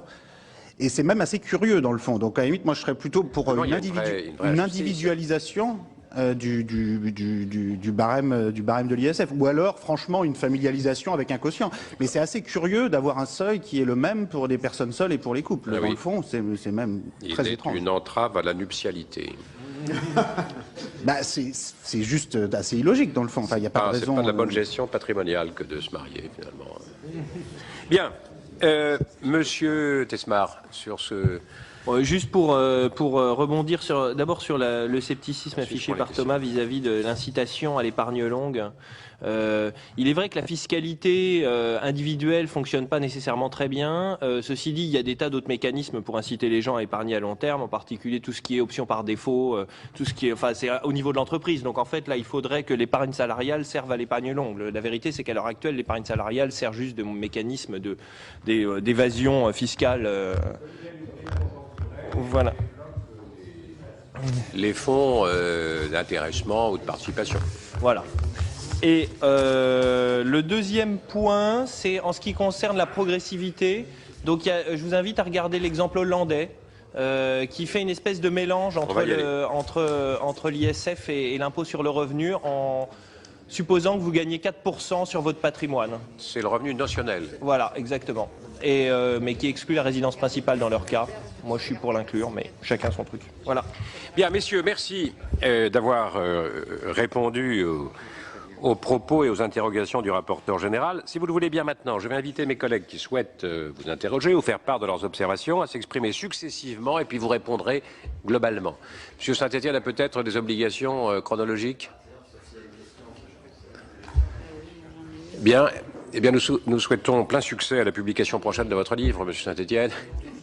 Tous vos livres, messieurs. Alors, il y avait une question de Nicole Bricq pour Monsieur Saint-Étienne. Non, parce que moi, je ne veux pas anticiper sur les autres, mais elle s'adressait à tous les deux, à Jean-Hervé Lorenzi et à Christian Saint-Étienne, puisque vous avez développé une finalité de la fiscalité. Hein, vous êtes tous d'accord pour qu'il y ait une réforme globale. Donc, mais je poserai une question à Thomas Piketty aussi là-dessus.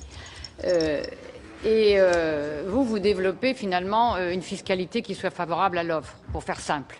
Hein, c'est-à-dire à renforcer le tissu productif, épargne de long terme, etc.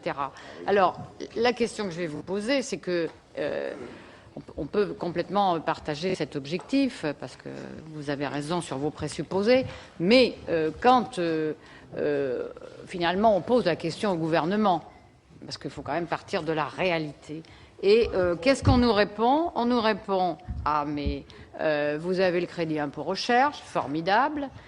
Vous avez l'ISF, la dérivation vers les PME, formidable. Et vous avez sur l'assurance vie, qui est énorme. ce qui part en unité de compte, formidable, avec une fiscalité préférentielle.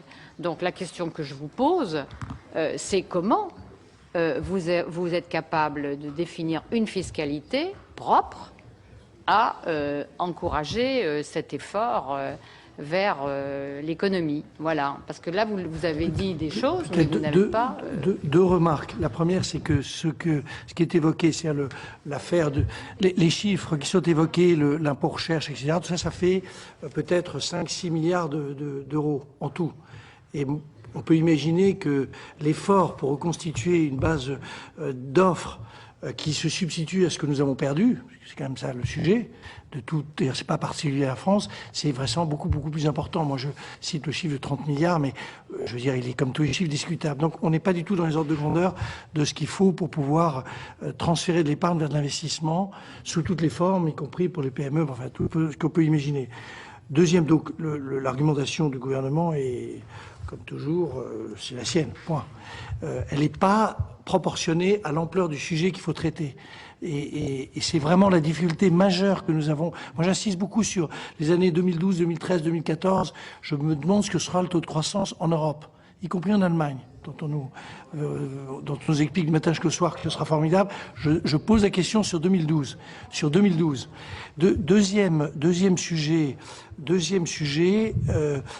ça a été évoqué aussi par David. Hein, c'est l'idée que, alors on a peut-être un désaccord sur l'utilisation après de l'épargne.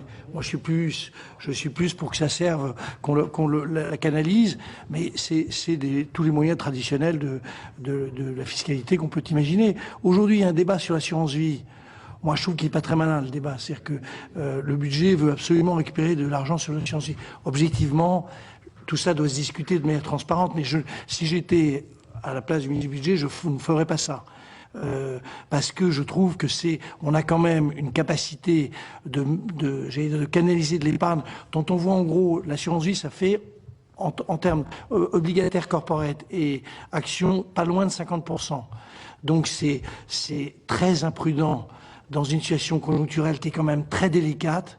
Enfin, il faut quand même penser à la réalité de la situation économique en Europe et en France pour les 3-4 ans qui viennent. Je ne sais pas où ils vont chercher leurs prévisions, mais il faut être très prudent par rapport à l'argent qu'on peut canaliser vers l'investissement des petites, grandes entreprises. Je serai très prudent. J'insiste sur le fait que 2012 me paraît une année qui pourrait conduire à ce que la conjoncture en Europe soit avec un taux de croissance inférieur à 1%. Bonjour le marché du travail sur ce plan-là. Donc je serai très très prudent sur ces thèmes-là. En complément de ce qui vient d'être dit, dans les mécanismes que vous avez rappelés, le mécanisme principal, c'est le crédit d'impôt recherche qui est autour de 4 milliards. Et les autres ensemble, ça fait un package de 5. Mais si on regarde ce package, l'essentiel va en réalité aux grandes entreprises internationalisées qui n'investissent plus en France, dont on a impérativement besoin pour structurer des filières, mais qui n'investissent plus en France. On a tous en tête les stratégies différentes des constructeurs automobiles allemands et français. Les Allemands faisant tout pour rester en France, en Allemagne, et les Français faisant tout pour quitter la France. En tout cas, surtout pour Renault, même si c'est moins le cas pour Peugeot. Alors, sur la question que vous posez, effectivement, si on devait retenir un ordre de grandeur, et surtout, destination, quelle est la nature du secteur productif? Juste une remarque préliminaire. Malgré tous les malheurs qui sont les nôtres, mais nous avons aussi beaucoup de motifs de satisfaction puisque nous continuons malgré tout de vivre dans le plus beau pays du monde, donc c'est un élément clé de compétitivité au plan mondial. Mais ayant rappelé ce point, si on regarde les 25 années se terminant en 2007, avant la crise, et ça c'est un chiffre que vous devriez avoir en tête matin, midi et soir. Si on regarde les 25 années se terminant en 2007, l'économie française a créé 2,5 millions d'emplois. Malgré toutes les difficultés, l'économie française a créé 2,5 millions d'emplois sur les 25 années se terminant en 2007. Les entreprises de plus de 250 personnes ont supprimé un demi-million d'emplois. Les entreprises de plus de 250 personnes sont les principales bénéficiaires du crédit d'impôt recherche et des autres mécanismes que vous avez rappelés. Ce qui veut dire quoi? Ce qui veut dire que les entreprises qui ont créé de l'emploi ce sont les entreprises de moins de 250 personnes qui ont donc créé 3 millions d'emplois. Or, si on regarde et si on reboucle avec ce que disait Jean-Hervé Lorenzi sur la nécessité de reconstruire notre système productif, de quoi on parle en fait? En réalité, on parle de créer en urgence 3 millions d'emplois productifs en France. C'est ça la nature de l'ampleur pour un pays qui a 63 millions de résidents sur le territoire métropolitain. Si on veut avoir des taux d'emploi comparables aux autres pays, ce qui permettrait d'abaisser effectivement le poids de la dépense publique, puisqu'une part est très importante de la dépense publique va vers les 3 millions de gens qui ne travaillent pas et qu'on maintient la tête hors de l'eau avec de la protection sociale, alors que s'ils travaillaient, ça coûterait beaucoup moins cher et qui plus est, ils cotiseraient. Donc le problème fondamental, c'est comment on crée 3 millions d'emplois productifs. Ça ne viendra pas des grandes entreprises, ça viendra, pour faire court, des boîtes de 50 qui passent à 200. Voilà. Donc toute la réflexion fiscale du Parlement et du gouvernement, aujourd'hui et après 2012, c'est comment on construit un système fiscal qui contribue à ce que les boîtes de 50 aient envie de passer à 300 ou à 400. Et c'est elles qui vont créer l'emploi. Donc si c'est elles qui vont créer les 3 millions d'emplois dont on a besoin, de quoi ont-elles besoin? Elles ont besoin, pour réussir ce tour de force de créer 3 millions d'emplois à un horizon qui fasse sens du point de vue des problèmes de compétitivité que nous avons, qui est de 7 ou 8 ans. Donc c'est 400 000 emplois dans ce secteur. C'est quelque chose qui exige 20 milliards effectivement minimum de fonds propres alloués à ces PME, qui leur permettrait de lever par ailleurs de l'endettement qui leur apporterait 30 à 40 milliards d'euros de capitaux longs pour développer l'activité. Donc si je conclus sur ces 20 milliards d'euros, ils ne peuvent venir effectivement que d'un mécanisme de très long terme, qu'on l'appelle fonds de pension, assurance vie allongée, ça ne peut venir que d'un mécanisme de très long terme qui favorise la dérivation de l'épargne vers l'investissement productif, mais également, et ça c'est clé, et j'observe d'ailleurs que c'était une proposition à un moment donné de la plateforme du Parti socialiste, qui était d'avoir un taux d'IS réduit de moitié sur les bénéfices mis en réserve. Et je pense que c'est de ces deux mesures qu'on obtiendra les 20 milliards à 30 milliards d'euros de capitaux productifs par an dont on a besoin pour avoir en 7 à 8 ans les 3 millions d'emplois productifs qui nous manquent.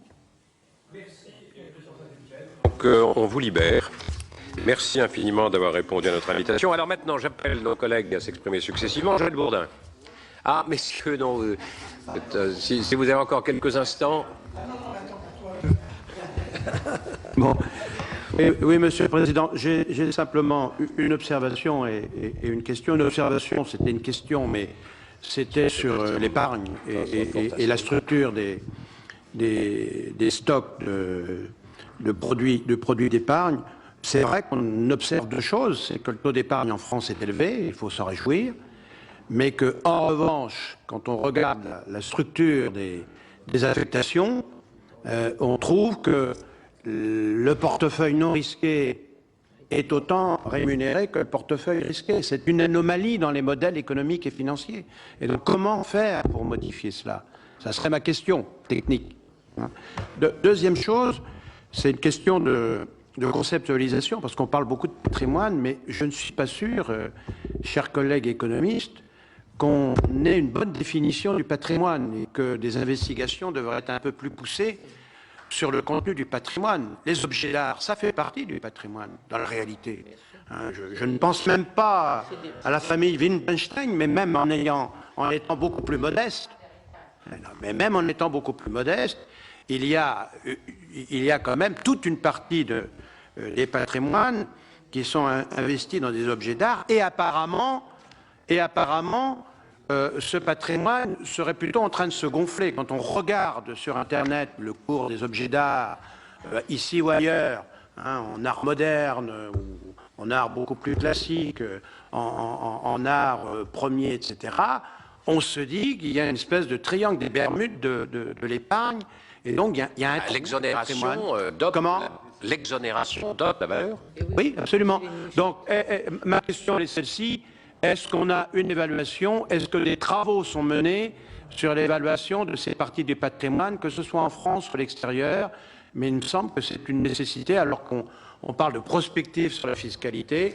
Il faudrait qu'on ait des concepts qui soient un petit peu... Merci Joël Bourdin. François Fortas. Oui, Monsieur le Président, merci. Moi, je dois dire qu'à l'instant actuel, je suis entre deux positions tout à fait contradictoires. D'un côté, j'ai appris beaucoup de choses, j'ai apprécié ce qui a été dit, notamment au travers de certaines divergences sur un plan intellectuel, c'est très intéressant. Puis en même temps, je suis très en colère.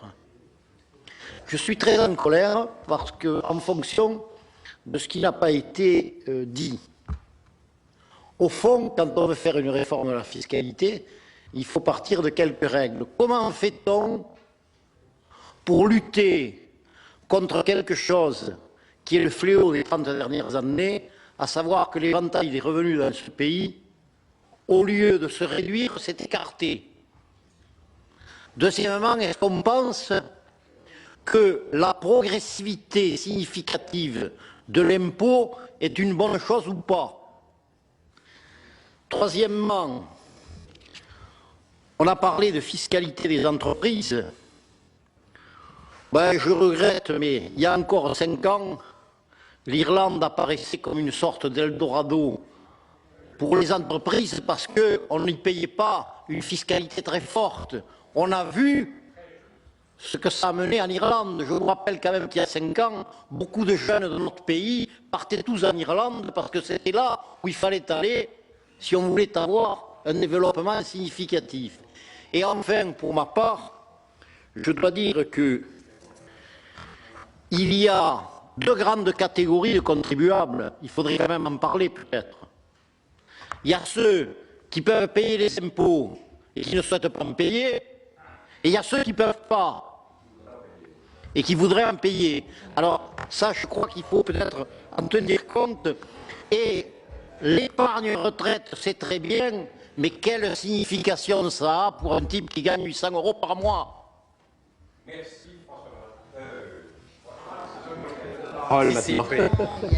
Oui, merci Monsieur le Président. Moi, j'avais des questions techniques, mais à cette heure-ci, c'est peut-être pas la peine d'y arriver. J'ai juste une interrogation tout de même. Je voulais tout d'abord, avant de poser cette question, me féliciter de l'effort aujourd'hui des économistes pour rendre la fiscalité, j'allais dire populaire, au sens premier du terme, accessible.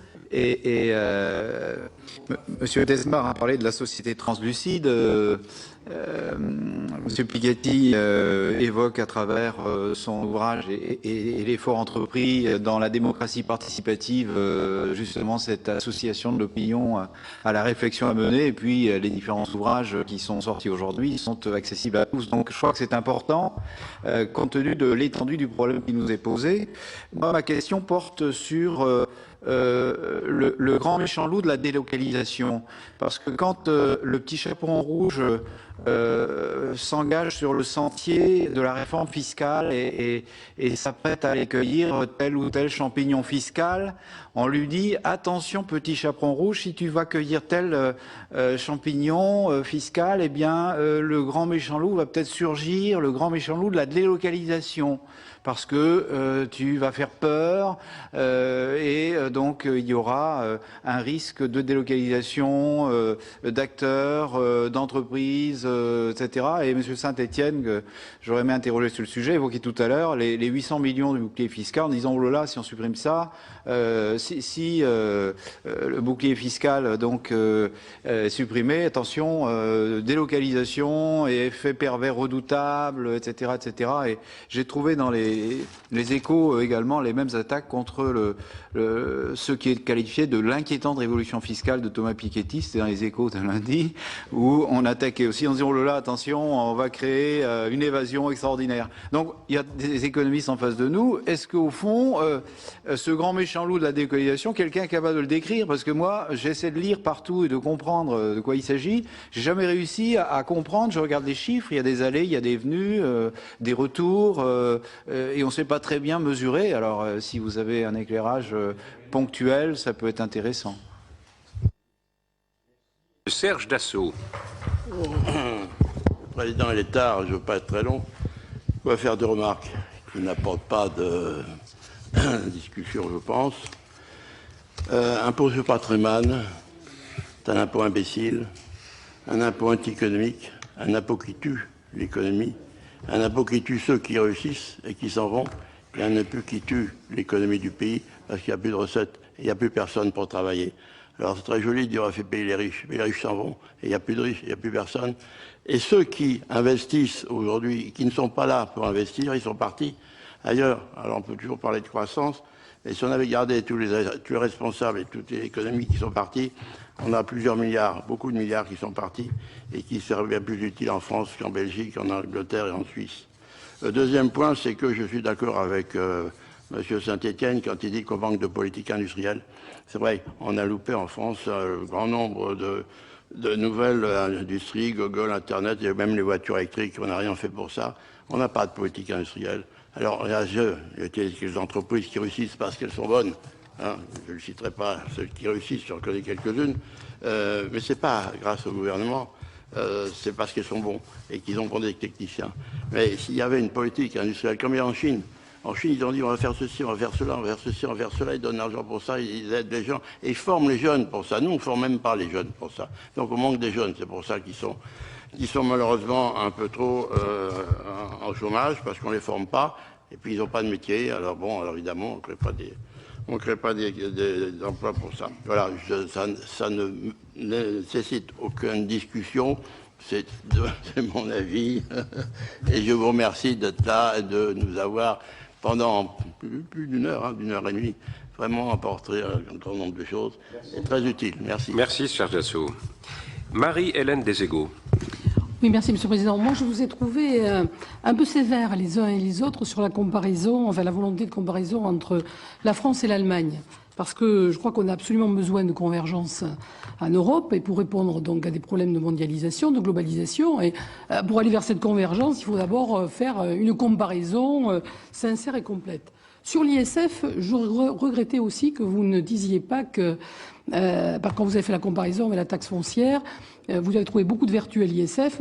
Sur le plan de l'équité, pardon de vous rappeler quand même que moi je trouve que c'est absolument anormal qu'on soit imposé sur des valeurs virtuelles. Alors probablement qu'en mettant la barre où vous l'avez proposé à 3 millions d'euros, les choses se règlent. Mais franchement aujourd'hui, on ne revient pas là-dessus, tout le monde connaît le problème, mais c'est absolument ahurissant d'être imposé sur un bien qu'on a acheté 100, qui aujourd'hui soi-disant vaut 500, mais on verra jamais les 500 puisqu'on n'a pas du tout l'intention de le vendre. Bon, alors là, je trouvais quand même que vous étiez passé à côté de ce problème des valeurs virtuelles. Par contre, j'ai parfaitement compris et bien aimé la préconisation de Jean-Hervé Lorenzi d'allonger l'épargne pour qu'elle puisse être disponible pour des investissements de long terme. Ça, je pense que c'est une idée qui est très intéressante et à laquelle on peut parfaitement rajouter donc le problème de l'épargne retraite soulevé par David Tesmar. Sauf qu'une fois qu'on a dit ça, comment on le fait ? Et là, je crains, moi, qu'on ait très peu de marge de manœuvre et qu'en fait, les chiffres ne soient pas du tout à la hauteur des enjeux et des besoins. Parce que Joël Bourdin a dit ce que je voulais dire, savoir qu'il a rappelé très justement que le taux d'épargne français est extrêmement élevé, il est parmi les plus élevés. Donc, c'est pas par rapport à ça qu'on va trouver des marges de manœuvre. Et quand on regarde la composition du patrimoine des Français, moi, je voudrais rappeler que 80% de ce patrimoine, c'est des biens immobiliers.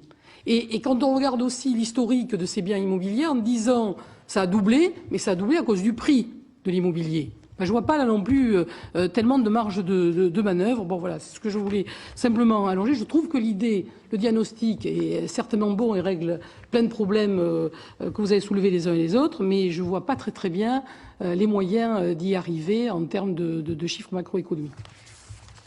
Merci. La parole est maintenant à Jean-Paul Alduy. Oui, une question très brève. Je vous ai entendu, je n'ai pas lu votre livre, j'ai simplement lu l'article des Échos qui vous critique hier. Il y a quelque chose qui m'inquiète, ou plutôt qui m'oblige à vous demander d'écrire un autre livre.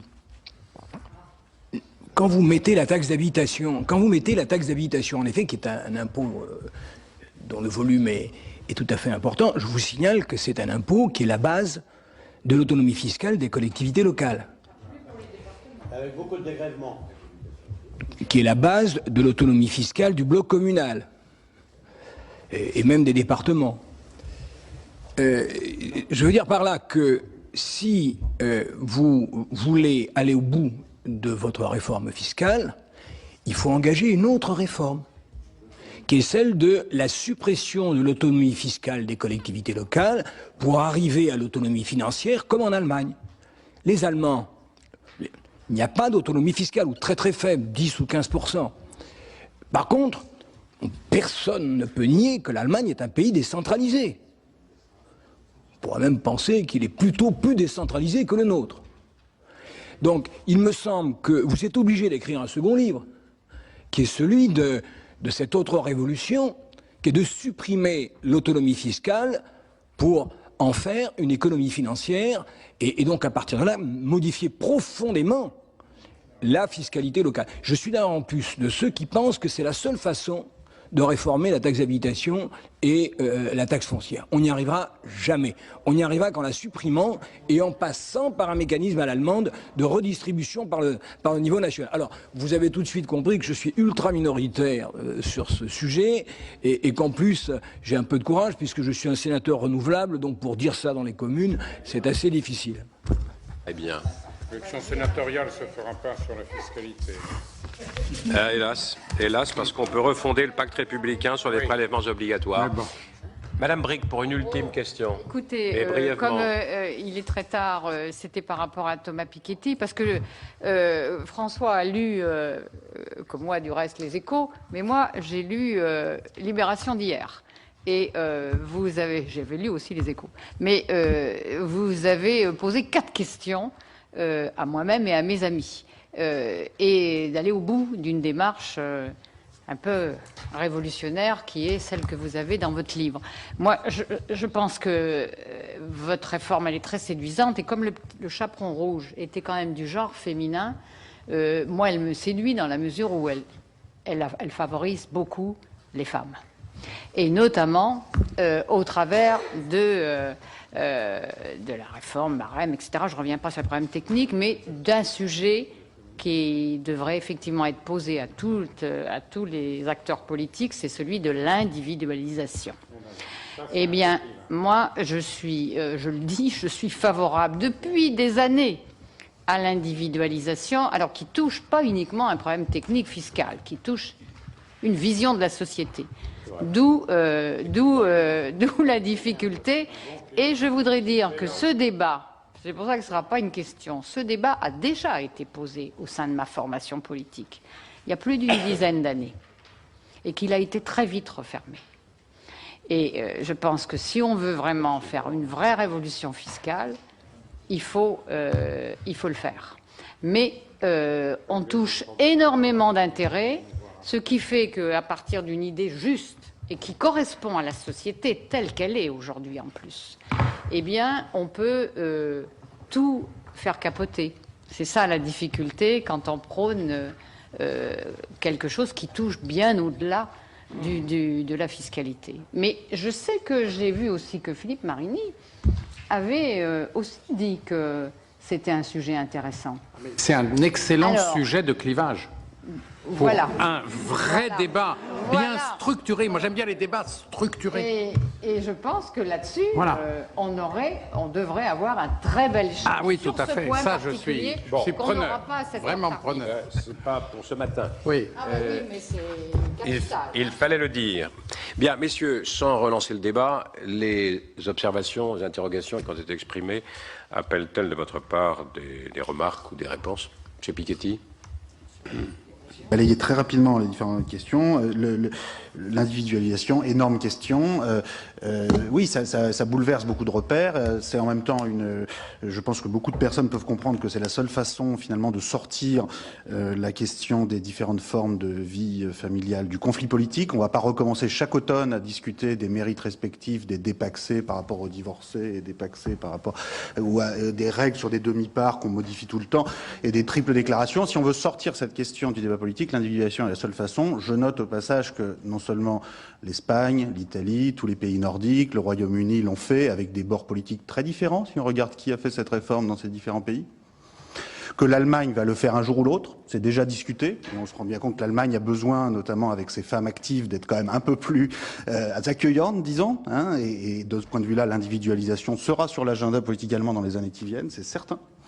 Donc bon, on peut attendre d'être le seul pays pour le faire, hein, c'est une possibilité. Mais enfin, je crois qu'il faut quand même, on est obligé de prendre la question au sérieux. Les autres aspects sur les questions, moi je voudrais dire que on n'a pas effectivement suffisamment insisté sur le fait qu'on est dans un contexte économique qui se caractérise effectivement par un très fort accroissement des inégalités, des patrimoines qui ne se sont jamais aussi bien portés, des revenus de patrimoine qui ne se sont jamais aussi bien portés. Alors, on ne peut pas tout faire au niveau français. Il y a des choses qui ne peuvent être faites qu'au niveau européen. Il est évident que sur l'impôt sur les sociétés, c'est au niveau européen que les choses vont se passer. Apparemment, vont commencer quand même à bouger. C'est-à-dire que je crois que les uns et les autres se rendent compte que c'est quand même très difficile d'aller au secours des banques irlandaises et de l'Irlande sans au minimum exiger un relèvement du taux de l'impôt sur les sociétés, qui a quand même des limites, à la bêtise quelque part. Et on peut pas comme ça. Une grande partie quand même de la crise financière irlandaise est due à l'opacité comptable de ces sociétés, qui est elle-même due à des transfer pricing avec les filiales du continent européen, totalement délirants, liés à des stratégies d'optimisation fiscale, qui a contribué à l'opacité comptable de ces sociétés. On peut pas. Donc ça, ces choses vont bouger, et c'est là que quand Christian Saint-Etienne, bon, je suis désolé, il n'est plus là, mais disait tout à l'heure, l'avenir de l'Europe, c'est la baisse indéfinie de l'impôt sur les sociétés et l'augmentation indéfinie de l'impôt sur la consommation. Eh bien, je pense que non. Je pense que non seulement c'est pas l'avenir d'un point de vue économique rationnel, mais c'est pas non plus politiquement l'avenir. On se rend compte qu'il y a des réactions sur l'impôt sur les sociétés qui peuvent se produire. Maintenant, le fait que certaines choses ne puissent être traitées qu'au niveau européen n'implique pas qu'on peut rien faire au niveau français. Et nous, on a la conviction, et on l'explique dans le bouquin, que ce qu'on défend est parfaitement raisonnable au niveau français et que cette réforme fiscale qu'on propose peut être faite ici et maintenant sans demander la permission de personne. Maintenant, ceux qui ne sont pas convaincus par notre barème d'imposition, donc la personne des Échos trouvait que à 100 000 € par mois, donc à 100 SMIC, il fallait que la personne soit taxée à moins de 60%, bon peut-être 50%, 40%, bon que chacun donne son chiffre. On parlait quand même de revenus à 100 SMIC mensuels là quand même, hein, donc bon. Bon, mais on peut dire qu'il faut que le taux d'imposition soit seulement de 40% pour que la personne, il lui reste 60 SMIC mensuels de revenus disponibles chaque mois. Bon, chacun défende son barème, simplement tout se paye. Hein. C'est-à-dire si vous voulez réduire des taux en haut, vous allez devoir augmenter les taux sur les classes moyennes. L'avantage quand même énorme du barème qu'on propose, comme je disais tout à l'heure, c'est qu'il permet de réduire les impôts sur les classes moyennes jusqu'à des niveaux de revenus très élevés. 6 7 000 € par mois, bon, ça a quand même des avantages. Maintenant, que chacun propose son barème, que tout se fasse dans la transparence, pas de difficulté. Juste pour un dernier point, bon, Serge Dassault n'est plus là. L'impôt sur le patrimoine est contraire à la rationalité humaine, doit être supprimé. Bon, c'est un peu plus compliqué que ça quand même. Je veux juste rappeler que Maurice Allais, qui n'était pas exactement un homme de gauche, défendait l'impôt sur le patrimoine comme l'impôt rationnel par excellence, au nom d'une vision incitative. C'est-à-dire l'idée, c'était justement pour pousser les gens à avoir un rendement élevé sur leur patrimoine.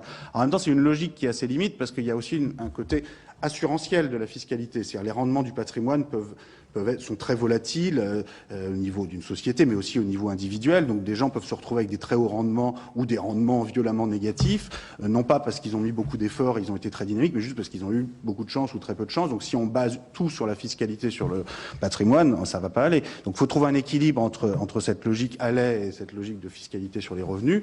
Dans le contexte actuel, et je conclus par là, où les patrimoines ne se sont jamais aussi bien portés, il faut revenir un siècle en arrière pour retrouver des niveaux de capitalisation boursière et immobilière par rapport aux revenus comparables à ce qu'on a aujourd'hui, ce qui est le signe que les détenteurs de patrimoine se portent bien. C'est-à-dire, vous voyez, on ne peut pas faire comme si les cours immobiliers, les prix de l'immobilier nous tombaient du ciel comme ça.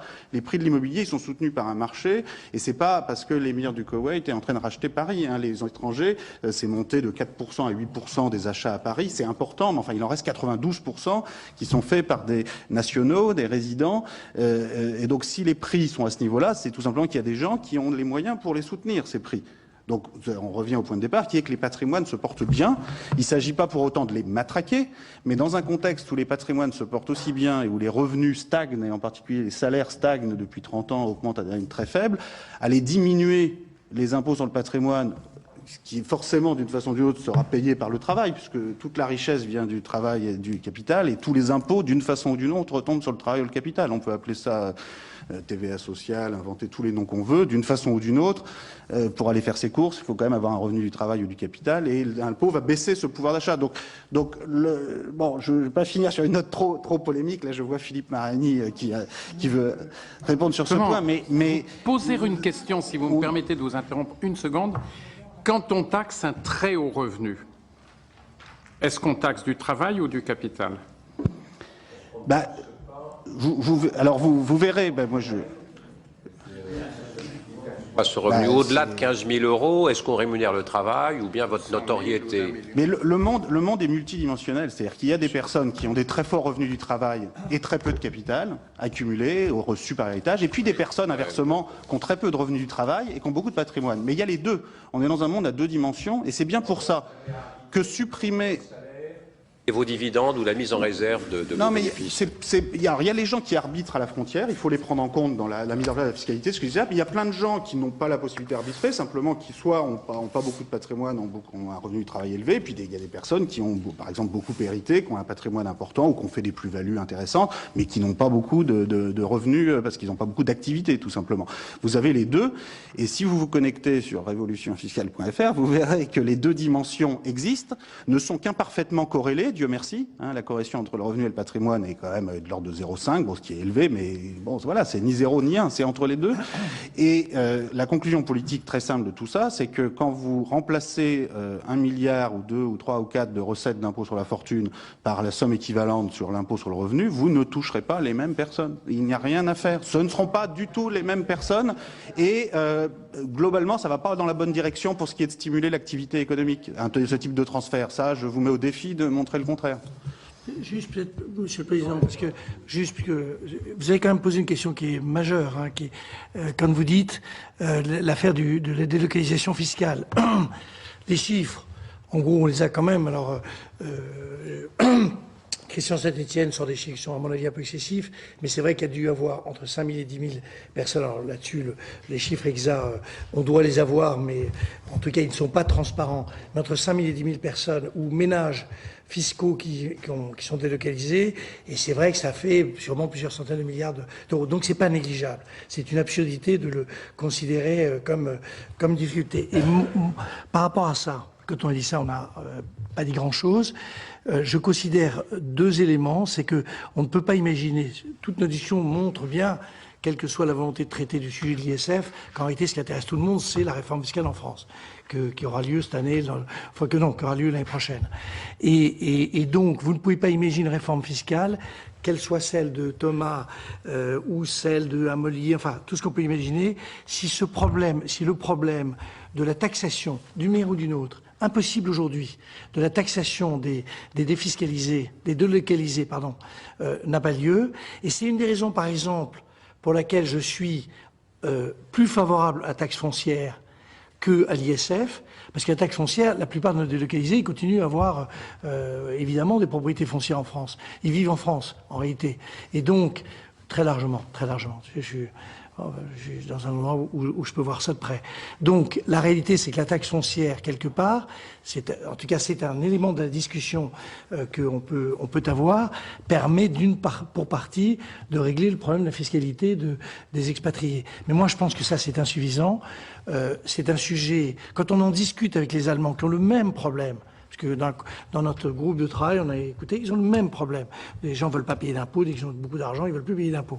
Il faut qu'on arrive à trouver une manière de faire à l'américaine un dispositif qui permet en réalité de rattraper pour partie le fait que ces Allemands défiscalisés ou ces Français défiscalisés, dans les faits, vivent dans le pays d'origine. Dans les faits, ils utilisent les hôpitaux, le truc, ils utilisent tout. Donc c'est quand même un problème Et on ne peut pas faire de réforme fiscale sous cette contrainte terrifiante de dès qu'on dit un mot, on dit tout l'argent va partir, ce qui est pour partie vrai.